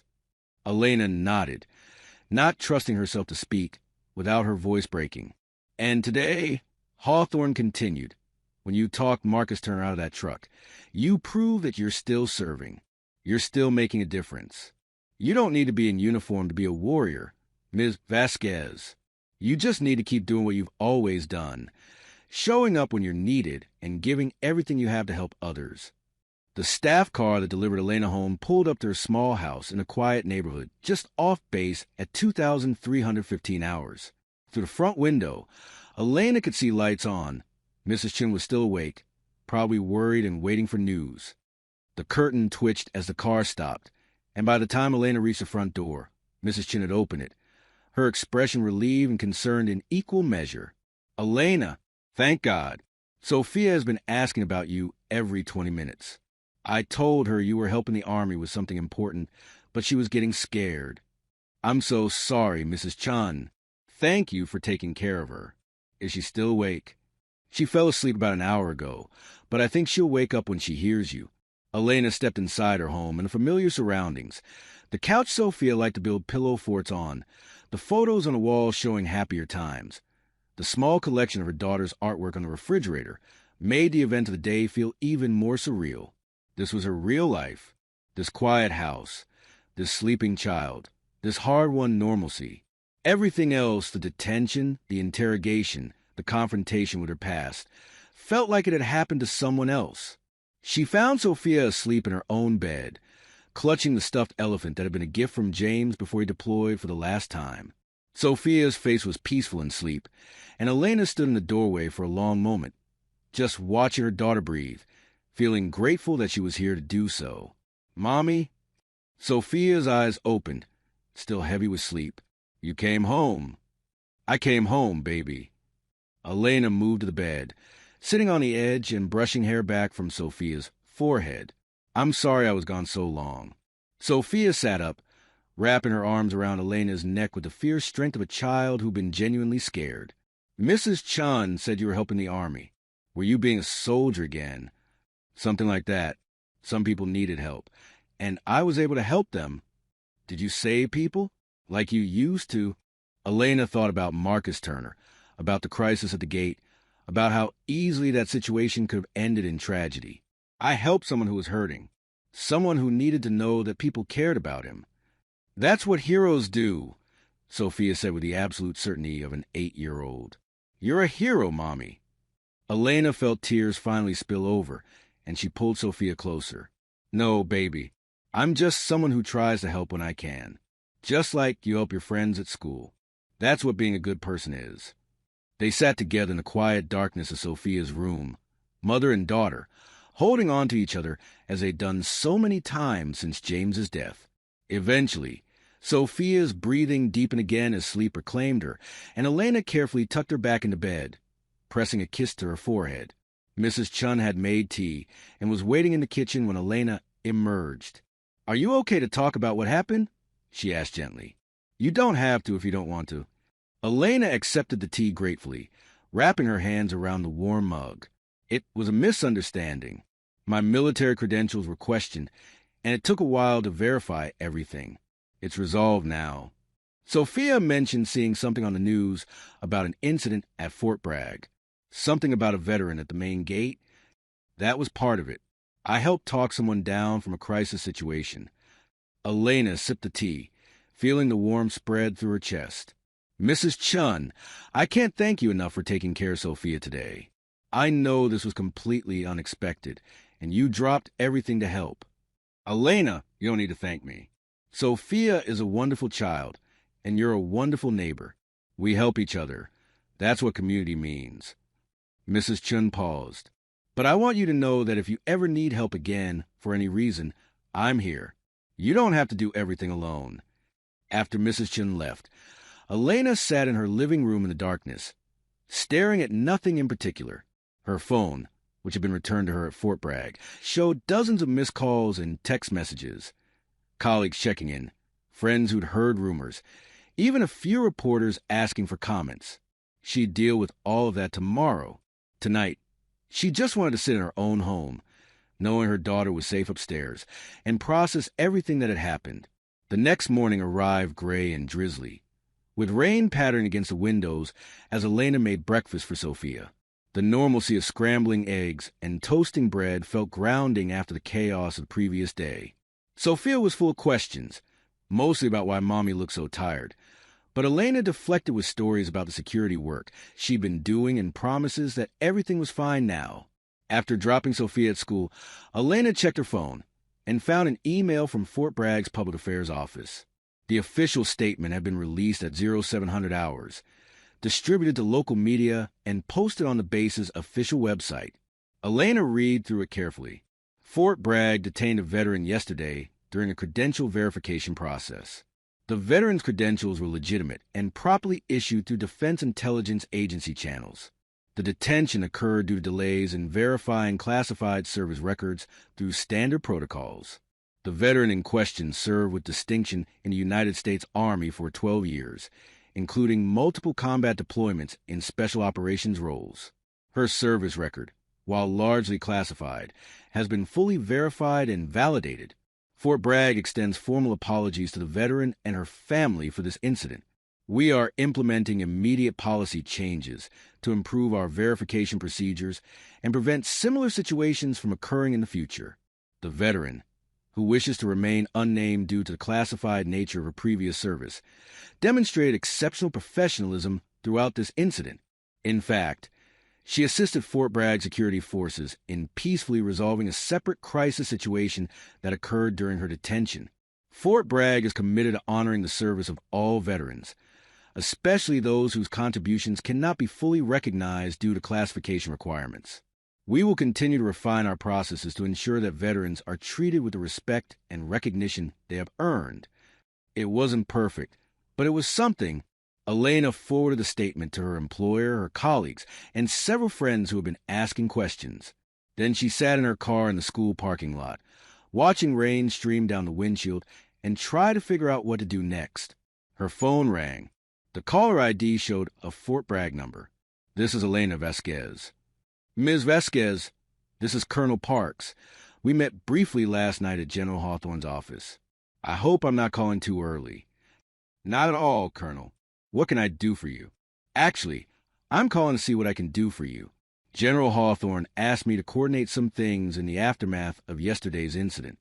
First, I want to make sure you receive the public statement and that you're satisfied with how it addresses the situation. I received it. It's appropriate, thank you. Good. Second, there's going to be a ceremony next week. Actually, it's the quarterly award ceremony where we recognize military and civilian personnel who've made exceptional contributions. General Hawthorne would like to present you with a certificate of appreciation for your role in resolving yesterday's gate incident.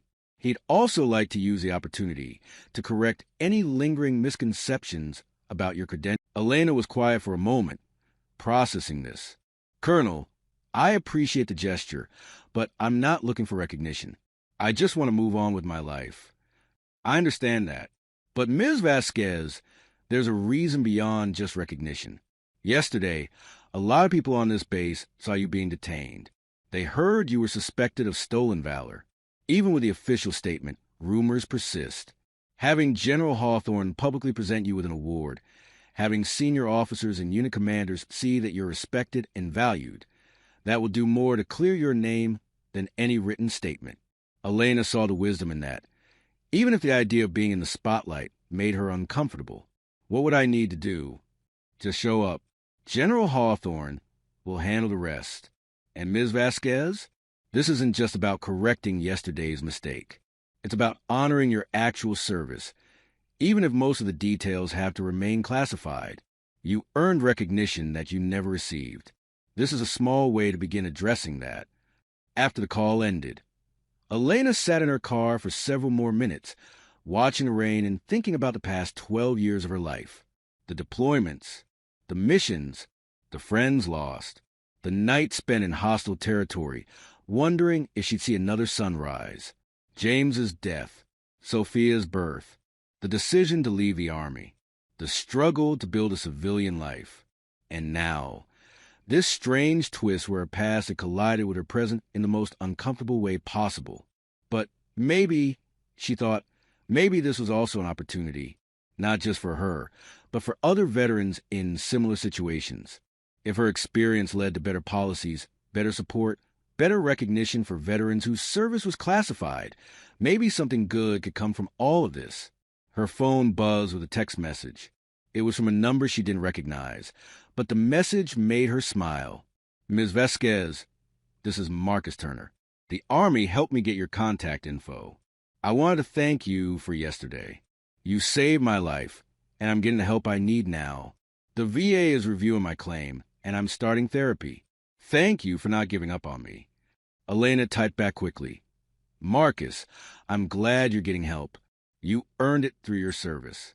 Stay strong, and don't hesitate to reach out if you need support. You're not alone in this. She put her phone away and started the car. She had errands to run, work to catch up on, a life to live. But first, she needed to make one stop. Section 10, the new order.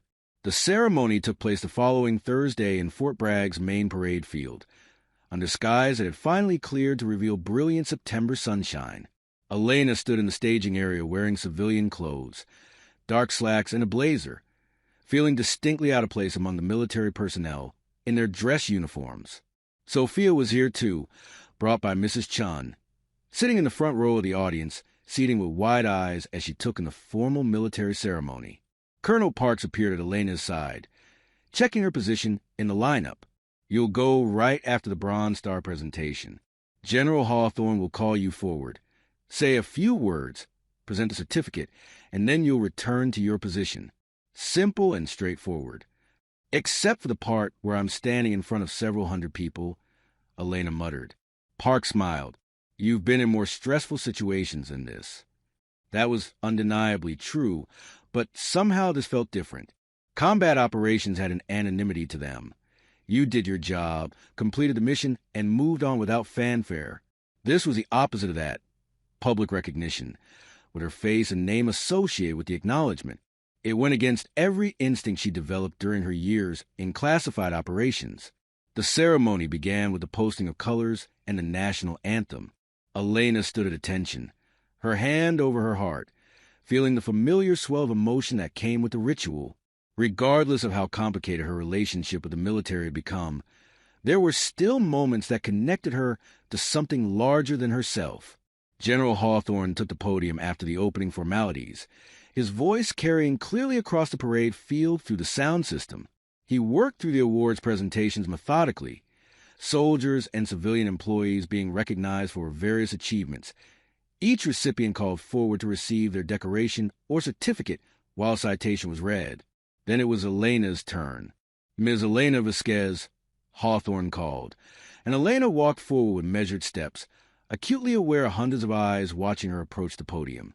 Hawthorne waited until she was in position, then turned to address the audience. Many of you may have heard about an incident that occurred at Fort Bragg last week involving credential verification and a veteran's detention. I want to address that incident directly because there are lessons we all need to learn from what happened. Elena kept her expression neutral, her hands clasped behind her back in a position that was half military bearing and half nervous gesture. Ms. Vasquez served in the United States Army for 12 years. Hawthorne continued.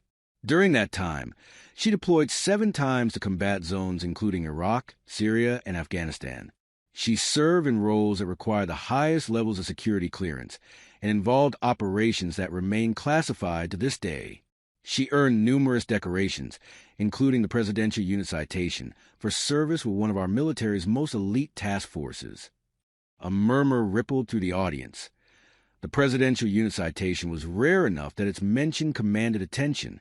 When Ms. Vasquez attempted to enter Fort Bragg last week for a routine credential renewal, her decorations were questioned because standard verification systems couldn't access her classified service record. She was detained for suspected stolen valor, one of the most serious accusations that could be leveled against anyone claiming military service. Hawthorne paused, letting that sink in. The problem was that Ms. Vasquez actually earned every decoration she wears. She actually served with the units she claimed. She actually deployed to the places she described. But the very classification that had protected her operations and her teammates made it impossible for her to quickly prove her service. The general's voice took on an edge. This is unacceptable. We owe our veterans, all of them, but especially those who served in circumstances we can't fully acknowledge, better than this. We owe them recognition, respect, and systems that don't force them to be treated as criminals simply because their service was classified. He turned to look directly at Elena. Ms. Vasquez, during the hours you were detained, a crisis situation developed at Fort Bragg's main gate. A veteran in distress had barricaded himself in a vehicle and was threatening to detonate what he claimed were explosives. Our negotiators were delayed. The situation was deteriorating, and you, despite being held in, Hawthorne picked up a certificate from the table beside him. Using your training and experience in crisis negotiation, skills developed during your military service, you talked that veteran down from the edge. You saved his life, and you potentially saved the lives of numerous other people who were in the area. You did this without hesitation, without concern for your own situation, because helping others is what you've always done. He held out the certificate. Ms. Vasquez, it is my honor to present you with Fort Bragg's Certificate of Appreciation for Exceptional Service. This recognition is for your actions last week, but it's also for 12 years of service that we couldn't properly recognize before, for missions we can't name, for sacrifices we can't fully acknowledge, for serving in shadows so that others could live in the light. Elena accepted the certificate with trembling hands. Hawthorne continued speaking, but his voice was directed at her now, meant for her ears more than the audience. Welcome home, Captain Vasquez. Thank you for your service. Then something happened that Elena hadn't expected. General Hawthorne, a 3-star general with over 3 decades of military service, came to attention and rendered a crisp salute. For a moment, Elena stood frozen, shocked by the gesture. She was civilian now, and military customs didn't require the general to salute her. This wasn't protocol. This was respect. She returned the salute, her military training overriding her civilian status, her hand rising to her brow in the gesture she performed thousands of times during her service. And then, like a wave spreading across the parade field, others began to salute as well. It started with Colonel Webb, who had been standing off to the side in his dress uniform. He came to attention and saluted with precise bearing of a Special Operations Commander. Then Colonel Parks joined him. Then the other senior officers on the stage. The gesture spread to the formation of soldiers standing at attention on the parade field. First one company, then another, then entire battalions raising their hands in salute. The sound of it, hundreds of hands striking uniform fabric in unison, created a sound like distant thunder. Elena's vision blurred with tears. She couldn't hold back. She maintained her salute, even as her arm began to tremble from the emotion rather than the physical effort. This wasn't just protocol or ceremony. This was recognition. This was acknowledgement. This was hundreds of soldiers saying, "We see you. We know what you did. We honor your service." In the front row of the audience seating, Sophia stood up, confused by what was happening but understanding that it was important. Mrs. Chun helped her place her small hand over her heart in the civilian gesture of respect. And Sophia stood there solemnly, watching her mother receive the recognition she'd never understood or fully known about. The salute held for what felt like an eternity, but was probably only 30 seconds. Then Hawthorne dropped his hand, and the wave reversed itself, hundreds of hands returning to sides with synchronized precision. Fort Bragg never forgets its warriors, Hawthorne said, his voice carrying clearly. And we never will forget yours, Captain Vasquez. Elena walked back to her position in a daze, clutching the certificate, her face wet with tears she'd stopped trying to hide. The ceremony continued, more awards, more presentations, but Elena barely registered any of it. She kept replaying those 30 seconds when an entire base had stopped to acknowledge her service, to say that she mattered, that what she'd done was seen and valued. When the ceremony concluded, Elena was immediately surrounded by people, veterans who wanted to shake her hand, active duty soldiers who wanted to thank her for her service, officers who wanted to introduce themselves and express their respect. It was overwhelming and humbling in equal measure. Colonel Webb appeared to the crowd, creating space with the authority of his presence. "Elena, there's someone who wants to meet you." He led her to where Sophia was waiting with Mrs. Chun. Elena's daughter looked up at her mother with confusion and curiosity and pride all mixed together. "Mommy, why did all those soldiers salute you?" Elena knelt down so she was at Sophia's eye level. "Because a long time ago, before you were born, I was a soldier too. I did work that was very important but also very secret. Those soldiers were saying thank you for that work. Were you a hero, like the soldiers in my books?" "I was part of a team," Elena said carefully. "And our team did important things to help keep people safe. But the real heroism was from all of us working together, not just from me." Sophia seemed to consider this, then threw her arms around Elena's neck. "I'm proud of you, Mommy." Elena held her daughter close, breathing in the scent of her shampoo and sunshine, feeling the solid weight of her in her arms. This was why she'd left the military. This was the mission she'd chosen. And nothing, not the salutes, not the recognition, not the ceremony, was more important than this. Colonel Webb cleared his throat gently.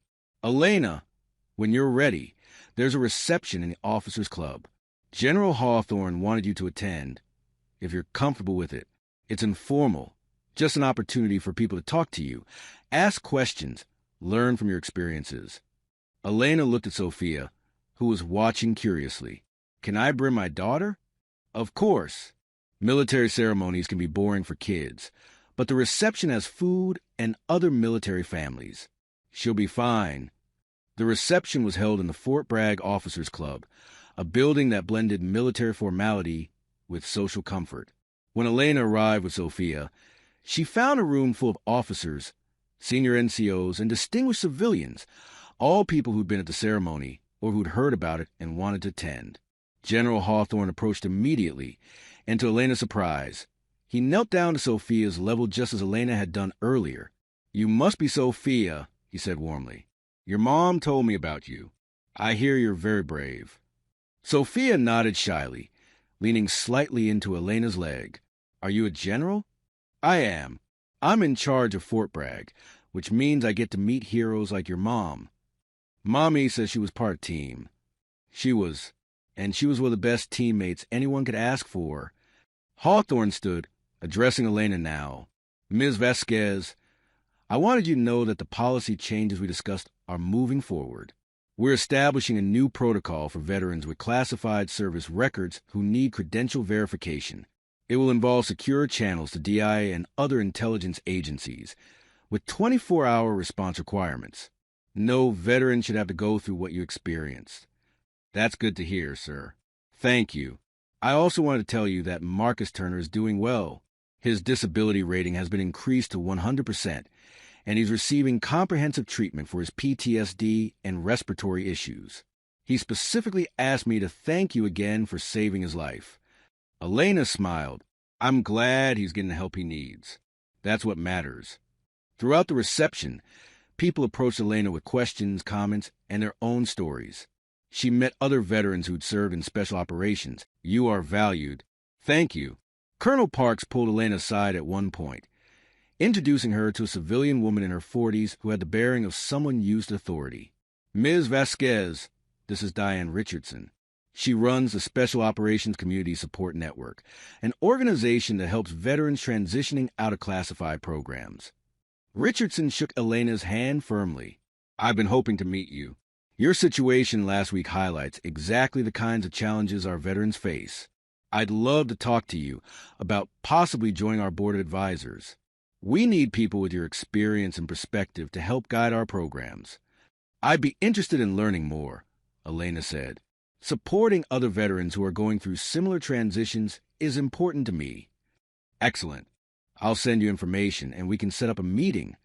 Richardson glanced at Sophia, who was sitting at a nearby table drawing on paper that someone had provided. I should mention that our organization is very family-friendly. We understand that veterans have children and lives outside of their service. We work around those priorities. As the reception continued, Elena found herself talking to Deputy Director Hammond from DIA. Ms. Vasquez, I wanted to follow up on the job offer I mentioned. Have you had time to think about it? Elena had thought about little else during her spare moments over the past week. I'm interested, but I need to know more details. Work schedule expectations, how it would affect my daughter's life. All reasonable questions. The position would be Monday through Friday, normal business hours, with occasional travel requirements that could be scheduled around your family needs. You'd be working on intelligence analysis related to counterterrorism and special operations support, essentially translating your field experience into strategic assessments for policymakers. It's important work, and it's work that needs people who actually understand the operational realities, not just the theory. And the classification level? TS/SCI with special access, which you already hold. Nothing that would require you to deploy or put yourself in physical danger. You've done that part of your career. This would be using your knowledge to support others who are still in the field. Elena looked across the room at Sophia, who was now chatting animatedly with Colonel Webb about something, probably the patches on his uniform, which Sophia had been fascinated by since the ceremony. Her daughter seemed happy, comfortable in this military environment in a way that surprised Elena. I'd like to accept the position, Elena said, but I have one condition. Hammond raised an eyebrow. What's that? I want to be involved in the mentorship program for female personnel transitioning out of special operations, not just as an advisor, but actively working with them, helping them navigate the challenges of moving from classified service to civilian life. Done. That would actually be a perfect fit for the position. We've been trying to develop better support programs, but we need people who've actually been through it to lead those efforts. They shook hands, and Elena felt something shift inside her. This wasn't just about moving forward. It was about bringing her past and her present together in a way that honored both. She could use her experience to help others.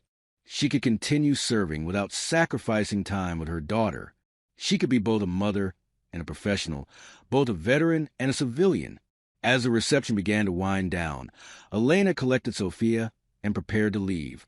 General Hawthorne intercepted them at the door. Ms. Vasquez, one final thing.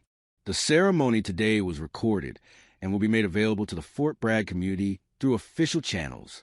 I want to make sure you were comfortable with that. Elena hesitated, then nodded. Yes, sir. If it helps correct misconceptions and supports other veterans in similar situations, then I'm comfortable with it.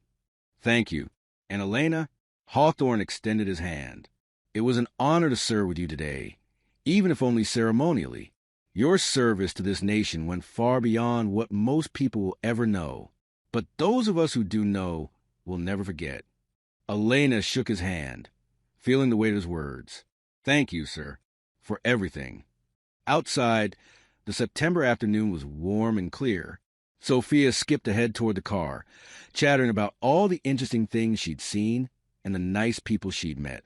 Elena followed more slowly, carrying her certificate and processing everything that had happened over the past week.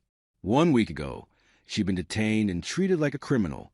Today, she'd been saluted by an entire base and offered a job that would allow her to continue serving while building a life with her daughter. The transformation was almost too much to comprehend. Her phone buzzed with a text message. It was from Colonel Webb. "You did good today. James would be proud." Hell, he is proud. Some missions don't end when you think they do. They just evolve into something different. Your new mission is just as important as the old one. Elena read the message twice, feeling tears threaten again. James, her partner, Sophia's father, the man who'd never come home from that last mission. She'd carried guilt about leaving the unit, about choosing motherhood over service. But maybe Webb was right. Maybe service took different forms, and the mission she was on now, raising a daughter, supporting other veterans, using her experience to help others, was just as important as anything she'd done in uniform. "Mommy, can we get ice cream?" Sophia called from the car. "To celebrate?" Elena smiled, wiping her eyes quickly before Sophia could see. "Absolutely, baby. Ice cream sounds perfect." As she drove away from Fort Bragg, Elena glanced in the rearview mirror at the base disappearing behind her. She carried so much weight for so long. The weight of classified missions, of losses she couldn't share, of a past that couldn't be acknowledged. Today, some of that weight had been lifted. Not all of it. Some burdens were hers to carry always, but enough that she could breathe a little easier, stand a little taller, and believe that maybe, just maybe, the sacrifices had been worth it. 2 months later, Elena was sitting in her new office at the DIA facility on Fort Bragg, reviewing intelligence assessments and preparing briefings for senior policymakers. The work was challenging and meaningful, using her field experience in ways that contributed to ongoing operations without requiring her to leave her daughter. She'd also begun working with the mentorship program for female veterans transitioning out of special operations. 3 women were in her current group, all of them facing similar challenges to what Elena had experienced.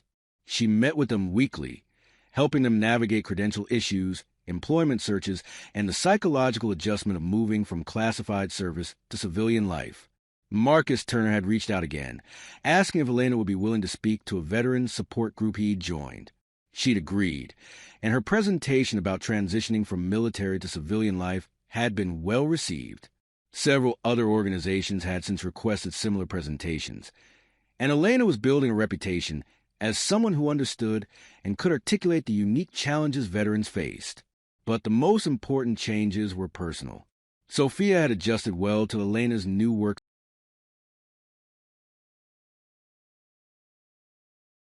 They had dinner together every night, and Elena was there for school events and gymnastics practices and all the ordinary moments of childhood that she'd once feared she might miss.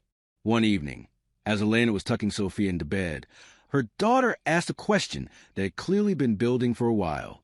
"Mommy, when I grow up, can I be like you? Can I be a soldier who helps people?" Elena sat on the edge of the bed, choosing her words carefully. "Baby, you can be anything you want to be. If you want to serve in the military, I'll support you.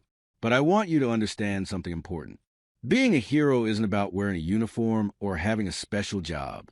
It's about helping people when they need it, being kind even when it's hard, and standing up for what's right even when it's scary. Like you do. Like we all can do, every day, in small ways." Elena brushed hair back from Sophia's forehead. "You don't need to go to war to make a difference. You can make a difference right here, at school, in our neighborhood, with your friends. Every act of kindness, every time you help someone, every time you choose compassion over cruelty, that's being a hero." Sophia thought about this seriously. "But you were a soldier hero and a regular hero." Elena smiled. "I was a person who did her job to the best of her ability, just like millions of other people do every day. And now I'm a mom who's trying to raise a daughter who will make the world better in her own way. That's the most important job I'll ever have. I love you, Mommy. I love you too, baby. More than anything in the world." After Sophia fell asleep, Elena returned to the living room and found herself looking at the certificate from Fort Bragg, now framed and hanging on the wall. Next to it was a photograph from the ceremony, the moment when General Hawthorne had saluted her, with hundreds of soldiers visible in the background, all standing at attention. It was a photo she'd ever thought she'd have. Recognition had never been part of the deal when she joined Special Operations. You served in silence, accomplished a mission, and moved on to the next task without expecting acknowledgement.